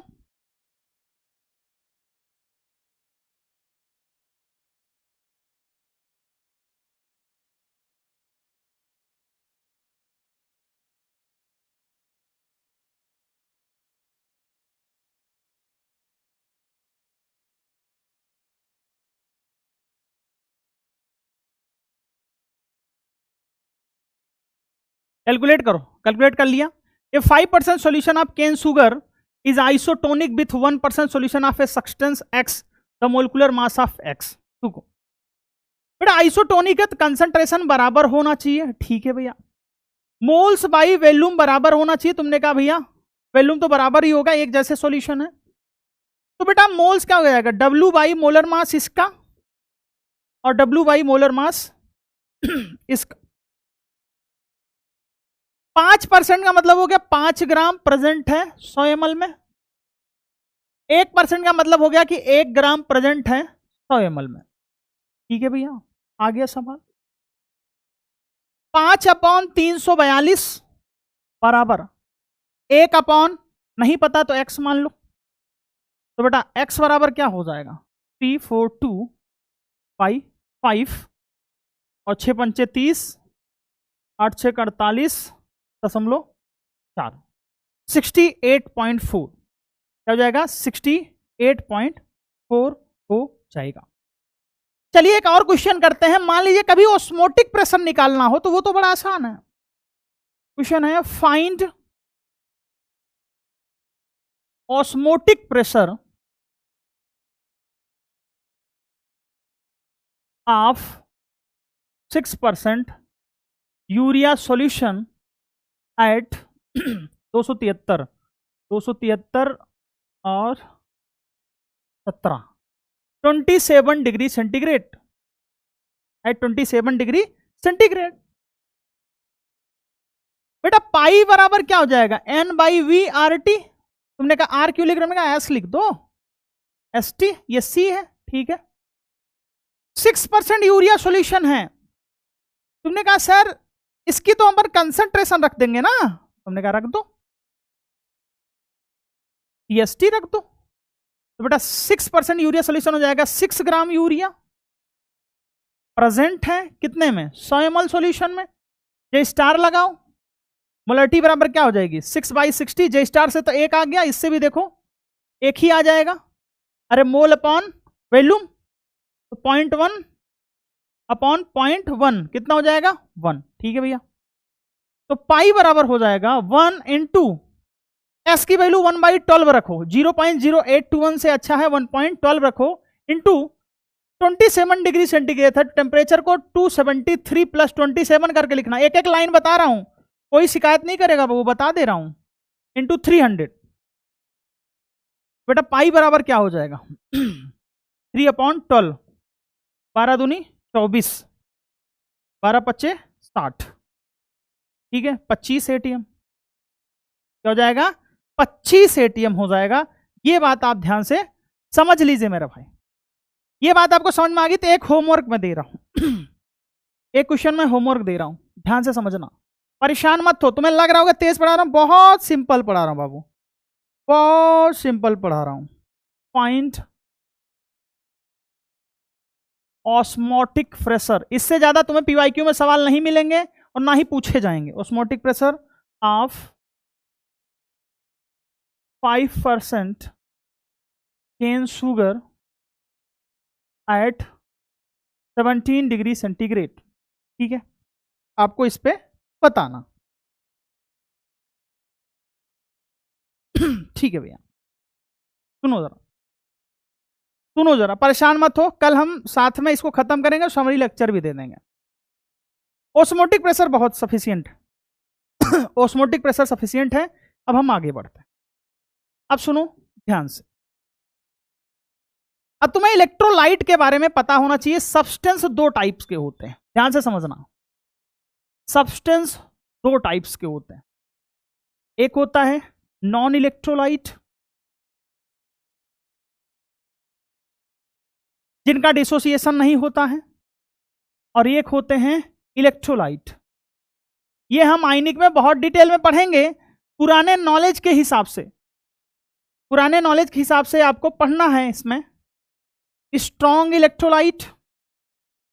अरे भाई जब इलेक्ट्रोलाइट है तो स्ट्रॉन्ग होगा, या फिर कैसा होगा वीक इलेक्ट्रोलाइट होगा, ठीक है भाई, ओके। तुमने कहा कैसे पता करेंगे नॉन इलेक्ट्रोलाइट में, ध्यान से समझना। अल्फा बराबर 0 होता है। अल्फा क्या है? Degree of dissociation. कहां पढ़ोगे? केमिकल इक्विलिब्रियम में। बस ओवरव्यू दे रहा हूं, टूटते नहीं हैं। इसका मतलब क्या है? Do not dissociate, do not dissociate, खत्म। उसी को अल्फा बराबर 0 बोलते हैं। खत्म हो गया एक लाइन में।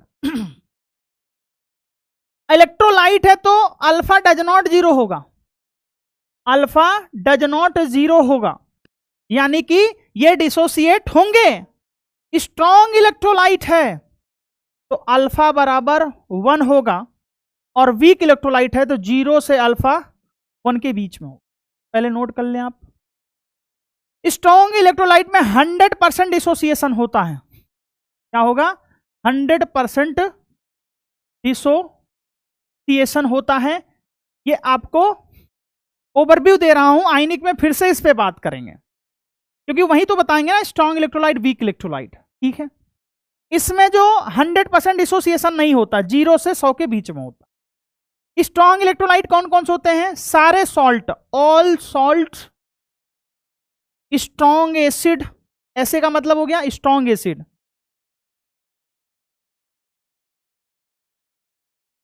स्ट्रॉन्ग एसिड, ठीक है। स्ट्रॉन्ग बेस, ठीक है भैया। इसमें क्या हो जाएगा? Weak acid, weak base. अब तुम्हें सबसे बड़ा अच्छा चीज है कि तुम्हें याद कैसे होगा। सुनो, ये याद ही रखने हैं बस। नॉन इलेक्ट्रोलाइट में कौन कौन से होंगे? ग्लूकोज, सुक्रोज, ठीक है भैया। ग्लूकोज, सुक्रोज और यूरिया और इथाइलिन ग्लाइकॉल, ईटीसी। जितने भी नॉन इलेक्ट्रोलाइट होंगे वो डिसोसिएट नहीं होते। अब मुद्दा है कि सर हम कैसे पहचानेंगे? सॉल्ट्स, सॉल्ट्स जो भी होगा वो स्ट्रॉन्ग इलेक्ट्रोलाइट होगा। स्ट्रॉन्ग एसिड कौन कौन से होते हैं? 7 आप याद रख लो, बस 7 आप याद रख लो। एक तो HCl, HBr, अच्छा अलग से लिख दे रहा हूं, अलग से लिख दे रहा हूं, ये ओवरव्यू देख लो। कई बच्चे पूछेंगे, मुझे पता है, कई बच्चे चिल्लाएंगे, गिड़गिड़ाएंगे, रोएंगे, सर ये समझ में नहीं आया। लेकिन सुनो, आयनिक में बहुत डिटेल में पढ़ाऊंगा, ठीक है ना, फिर भी बता दे रहा हूं। फिर भी दिल है कि मानता नहीं। स्ट्रॉन्ग एसिड, करंट लग रहा है, कई बार बॉडी झंझना जाती है, तो इधर हो जाएगा वीक एसिड। चलो जब पढ़ा ही रहा हूं तो सब बता देता हूं। यह है वीक, यह है स्ट्रॉन्ग बेस। परेशान मत हो, आयनिक में फिर से पढ़ाऊंगा मैं इसे। और यह है वीक बेस, ठीक है भैया। ठीक है भैया, जी सर। याद रखना है, केवल याद रखना है, केवल याद रखना है। अगर तुम खेलना चाहते हो तो याद रखो, प्रूफ तो दुनिया में कोई नहीं कर पाएगा। HCl, HBr, HI, ये 3 हो गए हेलो एसिड। H2SO4, H2SO3, नहीं, H2SO4 और HNO3, HClO4 और HClO3, ठीक है। ये मोटा मोटा याद रखोगे, ये स्ट्रॉन्ग एसिड होते हैं। और वीक एसिड क्या याद रखोगे? जो स्ट्रॉन्ग एसिड नहीं है वो सारे क्या हैं? वीक, ठीक है। स्ट्रॉन्ग बेस कौन कौन से? पहले वाले सारे हैं, LiOH, NaOH, KOH, RbOH, CSOH। ये फर्स्ट ग्रुप के हाइड्रोक्साइड है, प्लस सेकंड में सिर्फ बेरियम हाइड्रोक्साइड मान लो बस। कुछ लोग स्ट्रोंशियम हाइड्रोक्साइड भी बोलते हैं, बट स्ट्रोंशियम हाइड्रोक्साइड यूज नहीं होता, बड़ा कंट्रोवर्सी है, इसलिए मैं लिख नहीं रहा हूं, सिर्फ बेरियम हाइड्रोक्साइड, ठीक है भैया। फिर से बोल दे रहा हूं, यही फिजिक्स वाला में बहुत सारे टीचर डिफरेंट डिफरेंट बताते हैं, बट इससे सारे सवाल तुम्हारे हो जाएंगे, ठीक है ना। फिर आपको फलाने सर ऐसा बता दिया, हम गलत बता रहे हैं, नहीं। तो हमें सब पता कौन क्या बताता है, क्योंकि जिसने जो किताब पढ़ी वो हिसाब से बताता, तो हमने इस हिसाब से पढ़ी है। बता भी दूंगा। ठीक है, वीक बेस जो स्ट्रॉन्ग बेस नहीं है, ठीक है, ये क्यों बताया, ये आपको लिख के थोड़ा बहुत याद कर लेना है, ठीक है ना। क्यों बताया? क्योंकि अभी वांट हाफ फैक्टर निकालने वाले हैं, अभी वांट हाफ फैक्टर निकालने वाले हैं, तो पता होना चाहिए ना वीक कौन है, स्ट्रॉन्ग कौन है, कौन पूरा टूटेगा, कौन कम टूटेगा। ठीक है सर, जैसे एग्जांपल दूं मैं, CH3CH sir strong acid weak, मैंने कहा स्ट्रॉन्ग वाली लिस्ट में दिख रहा क्या, तुमने कहा नहीं, तो वीक है। मैंने कहा H2S, हमने कहा वीक एसिड है कि स्ट्रॉन्ग एसिड, तुमने कहा स्ट्रॉन्ग एसिड वाले में सर नहीं दिख रहा, तो वीकन होगा। ठीक है सर, अगर मैं बोलूं सर कि H2SO4 वीक है स्ट्रॉन्ग, तुमने कहा सर स्ट्रॉन्ग में दिख रहा तो स्ट्रॉन्ग एसिड है, तुमने कहा खेल खत्म, खेल खत्म। याद रखें, इसे सिर्फ याद रखना है, जिसको नहीं समझ में आएगा, जिसको नहीं समझ में आएगा आइनिक में पढ़ाऊंगा, लेकिन वहां भी याद करना पड़ेगा, कुछ नहीं कर सकते, तुम बदल सकते ही नहीं हो। मेरे भाई ध्यान से देख लो, जो भी करना है नोट करना है, स्क्रीनशॉट लेना, जो भी लेना है देख लो।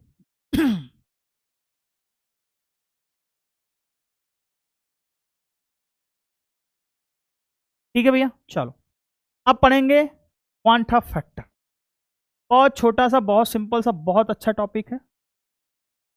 एक साइंटिस्ट थे क्वांट ऑफ 1888 या फिर ऐसे ही कुछ ईयर है, उस टाइम पे आए थे। क्वांट ऑफ फैक्टर पढ़ेंगे। आई क्या बताता है, टेल्स रिलेशनशिप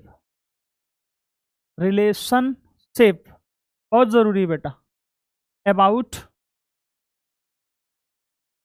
नॉर्मल एंड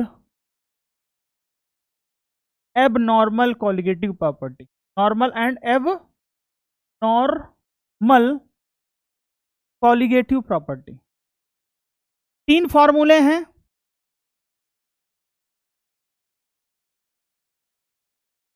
कितने फॉर्मूले हैं, 3 फॉर्मूले हैं। एनसीईआरटी में 3 फॉर्मूले हैं, जो यूज होने वाला वो मैं लिख दे रहा हूं। पहला फॉर्मूला जो सबसे ज्यादा यूज होगा, आई बराबर number of moles after dissociation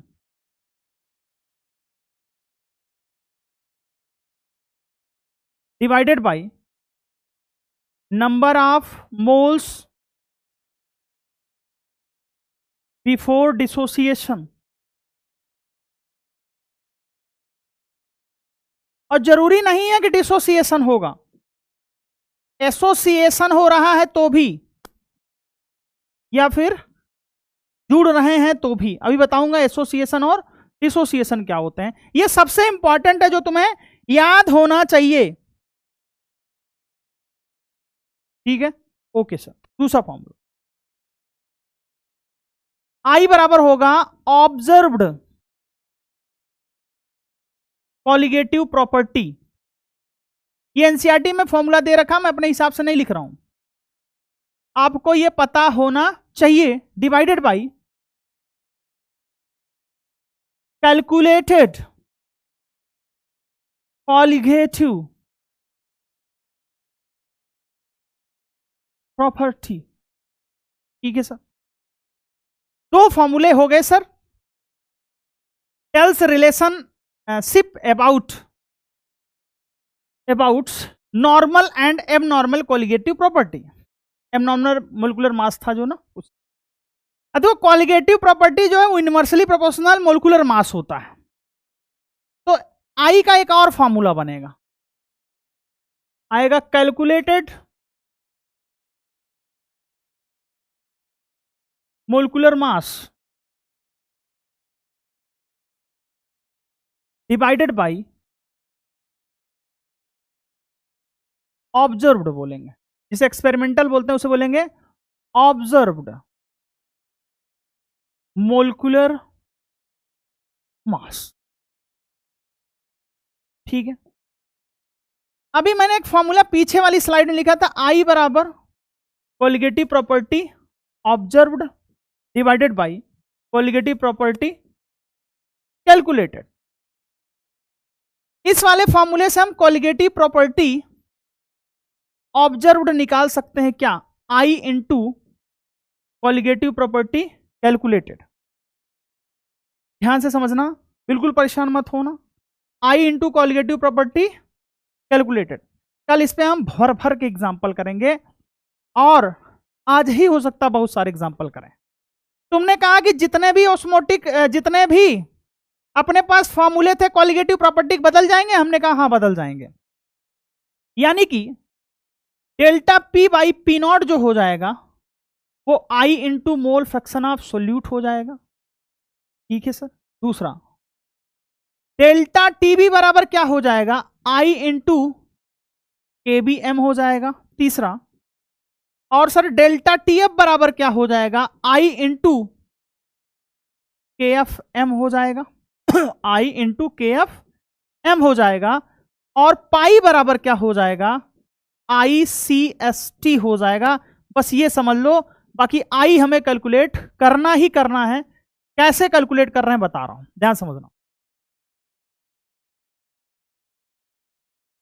तुमने कहा सर कि तब पहले क्यों पढ़ा दिया जब ये गलत था। मैंने कहा सही था। अभी तक हमने नॉन इलेक्ट्रोलाइट लिया था। नॉन इलेक्ट्रोलाइट डिसोसिएट होता ही नहीं है। जब डिसोसिएट नहीं होगा तो उसका आई कितना होगा, 1 होगा, क्योंकि number of moles after dissociation divided by number of moles before dissociation. जब डिसोसिएशन के पहले 1 था, बाद में भी 1 है, तो आई 1 है ना होगा। अरे समझे कि नहीं समझे भैया। तो पहले भी फॉर्मूला सही था, लेकिन अगर आप NaCl मिला दोगे बट आयंस बढ़ जाएंगे, कोलिगेटिव प्रॉपर्टी बढ़ जाएगी, क्योंकि कोलिगेटिव प्रॉपर्टी डिपेंड करती है नंबर ऑफ सोल्यूट पार्टिकल्स पे। किस पे, सोल्यूट पार्टिकल्स पे। ये थ्योरी थी, परेशान मत हो।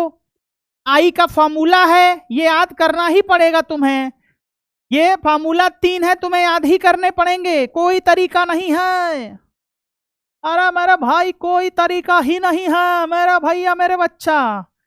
फिर भी मैं इसको रिवाइज करवा दूंगा, क्योंकि अभी मैं थ्योरी पढ़ा रहा हूं। तुमने कहा सर आप ऐसे बोलते हो, करवाते कुछ नहीं। अच्छा ठीक है, सुनो, एक बार तुम पढ़ लो, कल मैं कोलिगेटिव प्रॉपर्टी अच्छे से पढ़ा दूंगा। ये सिलेबस में नहीं है तो लोग गुस्सा आ गए, फिर क्यों पढ़ाया। अरे मान लो कभी बोल दूं स्ट्रॉन्ग इलेक्ट्रोलाइट है, पता तो चल जाए 100% डिसोसिएशन होगा, गुस्सा तो ना हो तुम। Do not dissociate non electrolyte है। ये चारों एग्जांपल तुम्हें पता ही होंगे। तुमने कहा चौथा नहीं पता, मिटा दो। चौथा नहीं पता तो मिटा दो ना, ये 3 ही है अपने सिलेबस में। इथाइलिन ग्लाइकॉल तो एंटी फ्रीजिंग एजेंट होता है, बताए थे सर, याद आ गया सर। स्ट्रॉन्ग इलेक्ट्रोलाइट और वीक इलेक्ट्रोलाइट में, weak electrolyte weak acid weak base होते हैं सर। ठीक है सर।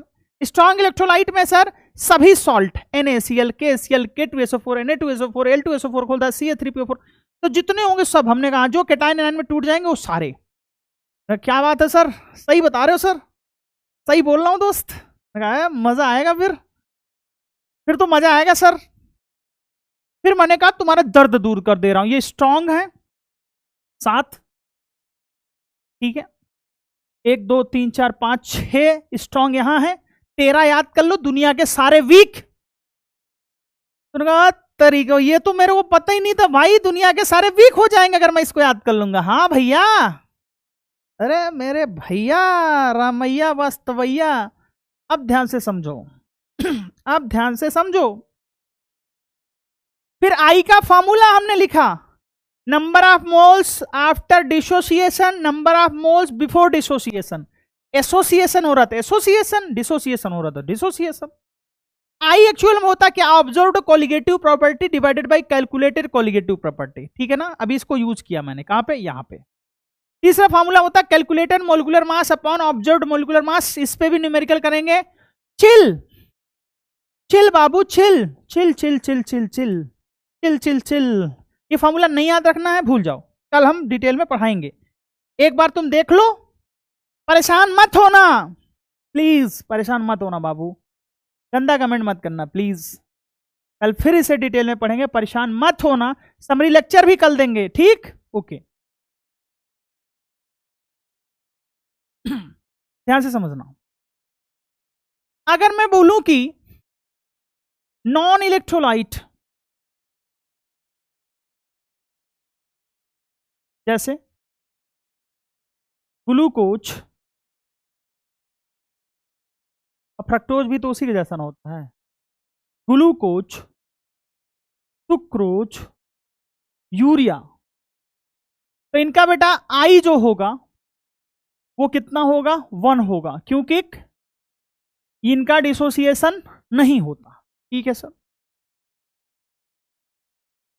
अब ध्यान से समझना मान लो कोई भी ए मॉलिक्यूल्स है, एन मॉलिक्यूल्स है, ठीक है ना? अच्छा, पहले मैं आपको सिंपल सा समझा देता हूं। मान लो अपने पास एक सॉल्ट है NaCl, टूट रहा है Na plus plus Cl minus, ठीक है सर?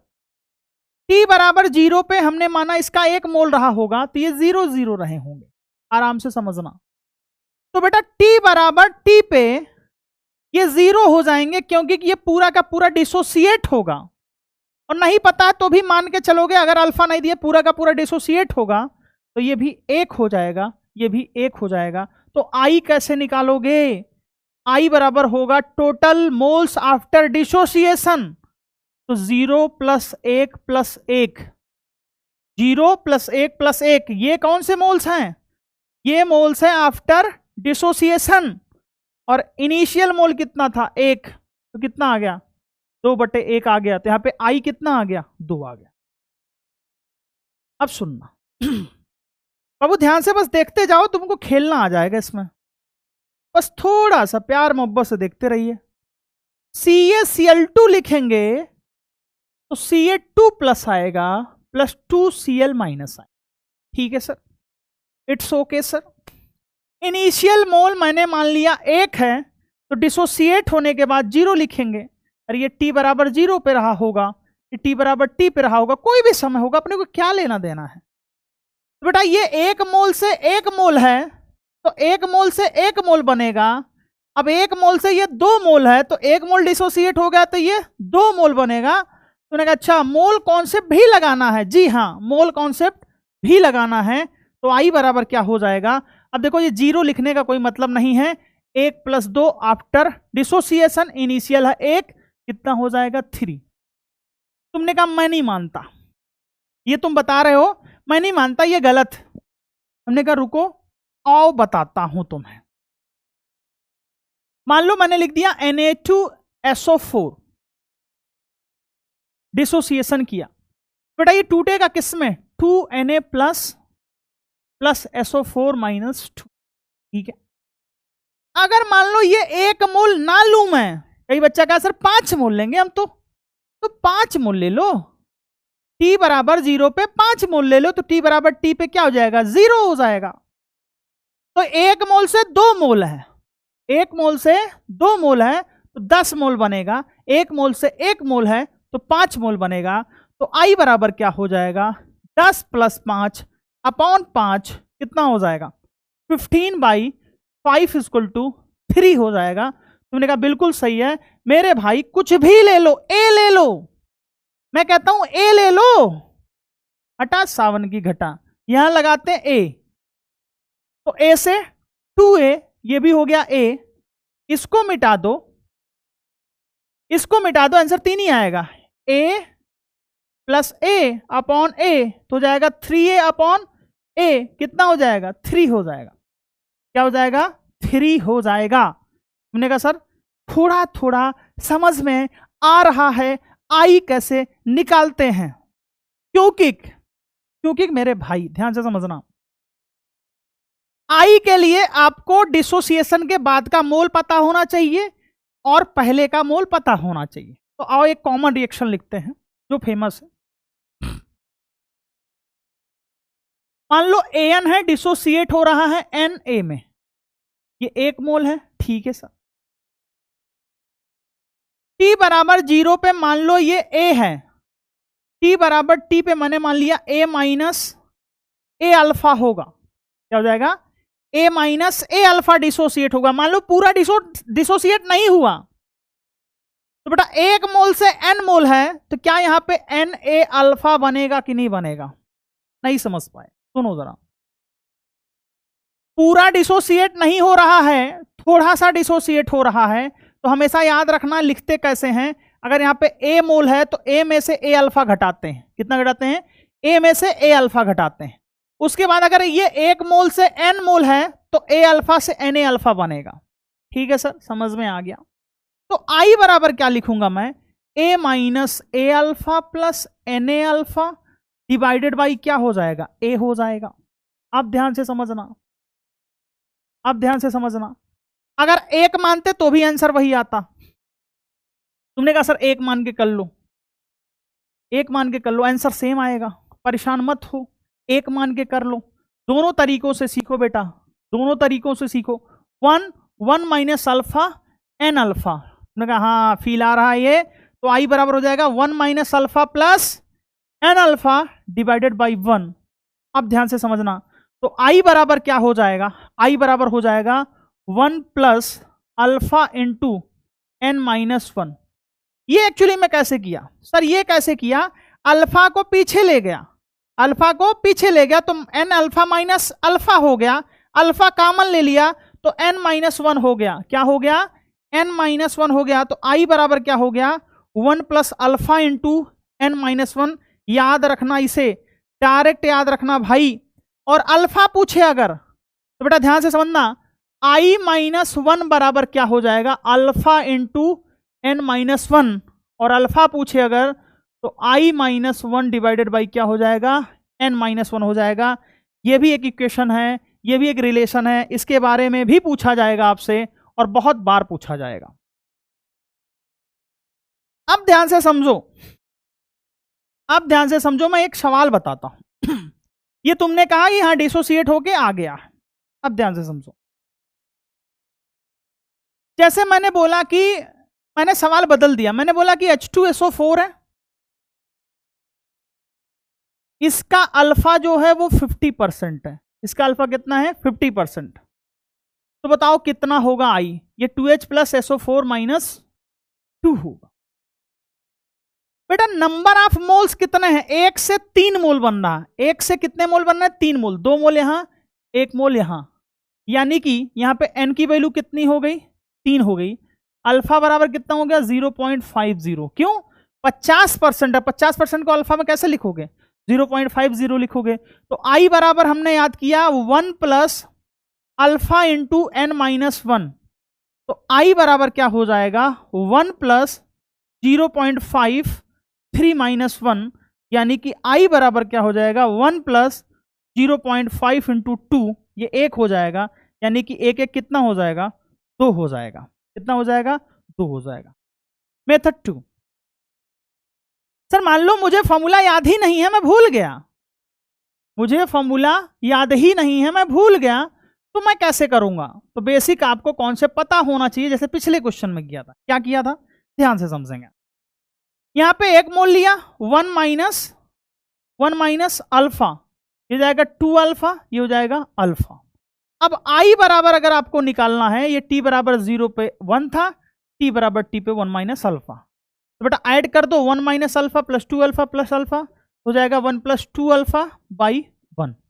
ठीक है भैया। अब यानी कि आई बराबर क्या हो जाएगा? 1 प्लस 2, और अल्फा आपको दे रखा है 50% क्वेश्चन में, तो पुट कर दो 0.5, तो आई बराबर क्या हो जाएगा? 1 प्लस 1, यानी कि कितना? 2, यानी कि कितना हो जाएगा मेरे भाई? 2 हो जाएगा। अगर नहीं समझ में आ रहा तो बहुत परेशान होने की जरूरत नहीं है, आपको सॉल्ट को डिसोसिएट करना पड़ेगा। एक और एग्जांपल लेते हैं, शायद आपको समझ में आने लगे कि कैसे करना है एक्चुअली में। ध्यान से समझना, मैंने लिया Al2SO4 का होल थ्रायस, ये तोड़ना मैं बता रहा हूं, धीरे धीरे आप सीख जाओगे। Al2SO4 का होल थ्रायस में टूटेगा 2Al plus 3 plus 3SO4 minus 2। अगर कोई आपसे आई पूछता है, अगर आपसे कोई आई पूछता है, अल्फा नहीं गिवन है, तो आई बराबर हो जाएगा 1 plus alpha into n minus 1, और जब अल्फा गिवन ना हो, note when alpha is not given, when alpha is not given, तो अल्फा की वैल्यू क्या मानना है, 1 मानना है, 100% यानी कि 1 मानना है। अब ध्यान से समझना, तो बेटा आई बराबर क्या हो जाएगा, 1 प्लस अल्फा, और अल्फा की वैल्यू मैं क्या मान लू, 1 मान लू, 1 प्लस 1, कितने एन है, 2 3 5, 5 माइनस 1 कितने हो गए, 4, तो आई बराबर कितने हो गए, 5। तुमने एक चीज गौर नहीं किया, क्या नहीं गौर किया बेटा, ध्यान से समझो, जब n मोल थे, तो 1 plus alpha into n minus 1 बना, जब 3 मोल थे तो 3 बना, जब 2 मोल थे तो 2 बना, और जब 3 मोल थे तो 3 बना। बेटा ध्यान से समझो, यहां पे 5 मोल हैं, 5 मोल, 1 मोल से 5 मोल बनना है, तो आई 5 आया। यानी कि अगर मैं तुमसे बोल दूं MgSO4 को तोड़ दो, इसका अल्फा बताओ, तो Mg2 प्लस SO4 माइनस 2, बेटा इसका आई निकालने की जरूरत ही नहीं है। आई का फॉर्मूला कब लगाना है, जब अल्फा की बात होगी, जब अल्फा नहीं गिवन है 100% मानोगे, तो यानी कि आई बराबर क्या हो जाएगा, 2 हो जाएगा। क्या हो जाएगा, 2 हो जाएगा आई। क्या मेरी बात समझ पा रहे हैं सभी लोग, नहीं समझ पा रहे, समझ पा रहे हैं, ठीक है। आइए एक और क्वेश्चन करते हैं, क्वेश्चन के माध्यम से समझेंगे। PaNO3 का होल ट्वाइस, ठीक है, इफ I इक्वल टू 2.74, 2.74, हाँ 2.74, कोई बात नहीं, देन फाइंड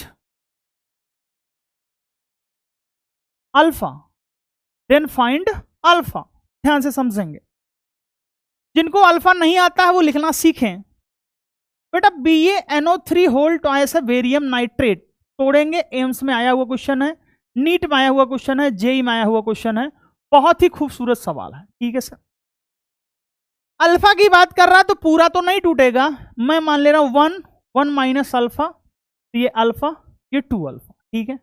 तो आई बराबर क्या हो जाएगा sir, 1 minus alpha plus 2 alpha divided by 1, यानी कि आई बराबर क्या हो जाएगा, 1 प्लस अल्फा से अल्फा उड़ गया, 2 अल्फा, 1 प्लस 2 अल्फा।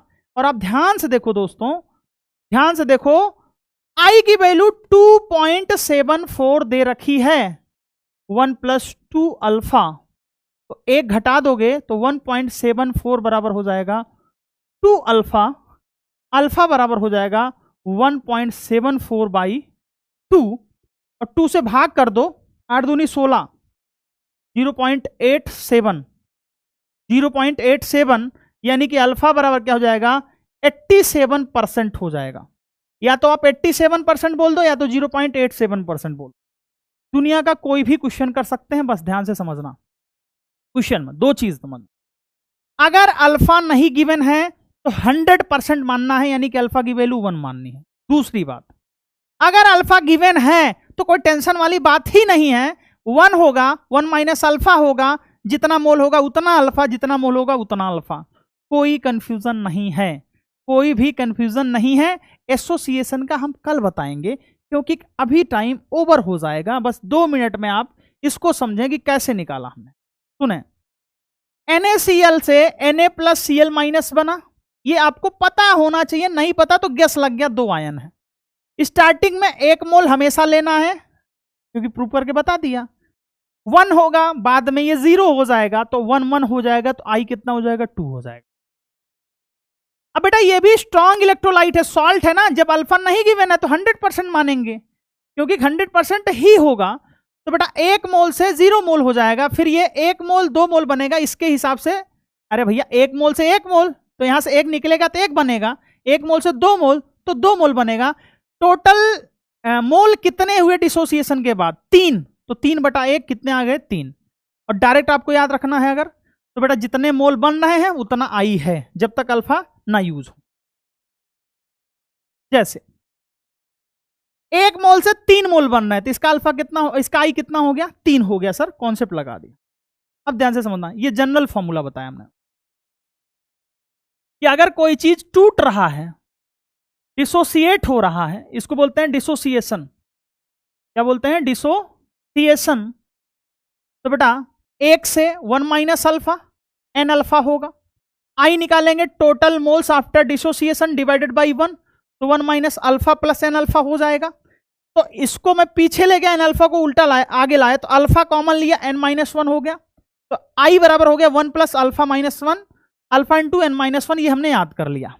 लेकिन अल्फा अगर निकालना हो, आई पता हो, तो डायरेक्ट ये भी फॉर्मूला लगा सकते हैं, लेकिन आपको लगाना नहीं है, क्योंकि आपको डायरेक्ट याद करना हमने निकालना बताया है। वो कैसे निकालोगे दोस्त, जैसे मान लो ये है H2SO4 है, अल्फा 50% है, मान सकता कोई बड़ी बात नहीं है, 2H plus plus SO4 minus 2, तो अल्फा बराबर 0.50 है। तो बेटा फॉर्मूले में पुट करके निकाल लिया, और मेथड 2 बताया हमने कि कुछ नहीं पता है, तो 1 minus alpha 2 alpha alpha, total moles हो गए 1 माइनस अल्फा 2 अल्फा अल्फा से 1 प्लस 2 अल्फा बाई 1, और 1 प्लस 2 अल्फा, अल्फा की वैल्यू है 0.5, यानी कि वहां से आ गया 1, तो आई बराबर हो गया 2। ठीक है भैया, ठीक है सर। अब हमें एक मोटा मोटा चीज मिल गया कि 5 है तो 5 होगा, और जब अल्फा नहीं गिवन होगा तो 1 मानना है, 2 मोल है तो 2 होगा। ठीक है, एनसीईआरटी में पीछे क्वेश्चन दे रखे हैं, उनका आप निकालना, कल हम इस पे डिटेल में डिस्कस करेंगे। ये जबरदस्त क्वेश्चन था कि इसका आई गिवन था, अल्फा पूछ रहा था। एक तो तरीका होता है कि आप फॉर्मूला याद कर लो, अल्फा बराबर I minus 1 divided by N minus 1, लेकिन मत करो, आप सीधे लिखो, पहले 1 मोल था, 1 में से alpha, alpha 2 alpha, total moles upon 1 कर दो, तो आई बराबर हो गया 1 प्लस 2 अल्फा, और आई की वैल्यू गिवन है 2.74, तो 2.74 बराबर 1 प्लस 2 अल्फा, तो बेटा 1 से घटा दिया तो 1.74 बराबर 2 अल्फा, 2 से भाग कर दिया तो 0.87 आ गया। इसको परसेंटेज में 100 से गुणा करके बोलते हैं, कितना बोलेंगे, 87%। कितना बोलेंगे, 87%। तो मोटा मोटा इतना याद रखना, आई बराबर, आज के लिए इतना याद रखना, कल जब आएंगे तो दोनों फॉर्मूले पे सवाल करेंगे। आई आज के लिए इतना याद रखना, आफ्टर डिसोसिएशन जितने मोल होंगे डिवाइडेड बाई इनिशियल मोल जितने होंगे।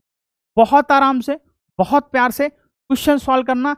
इसके आगे हम लोग कल पूरा कॉलिगेटिव, पूरा वान टफ फैक्टर और ऑस्मोटिक प्रेशर का रिवाइज करते हुए कल लेक्चर को खत्म करेंगे, और साथ ही साथ हेनरी लॉ जो बचा है, सॉल्बिलिटी जो बचा है, वो हम कल पढ़ेंगे। ठीक है ना भाई, चले तो बस आज के लिए इतना ही। और ये तो बोलना भूल ही गया था लेक्चर वॉच करने के लिए। थैंक यू, शुक्रिया, फिर मिलेंगे नए लेक्चर में, धन्यवाद।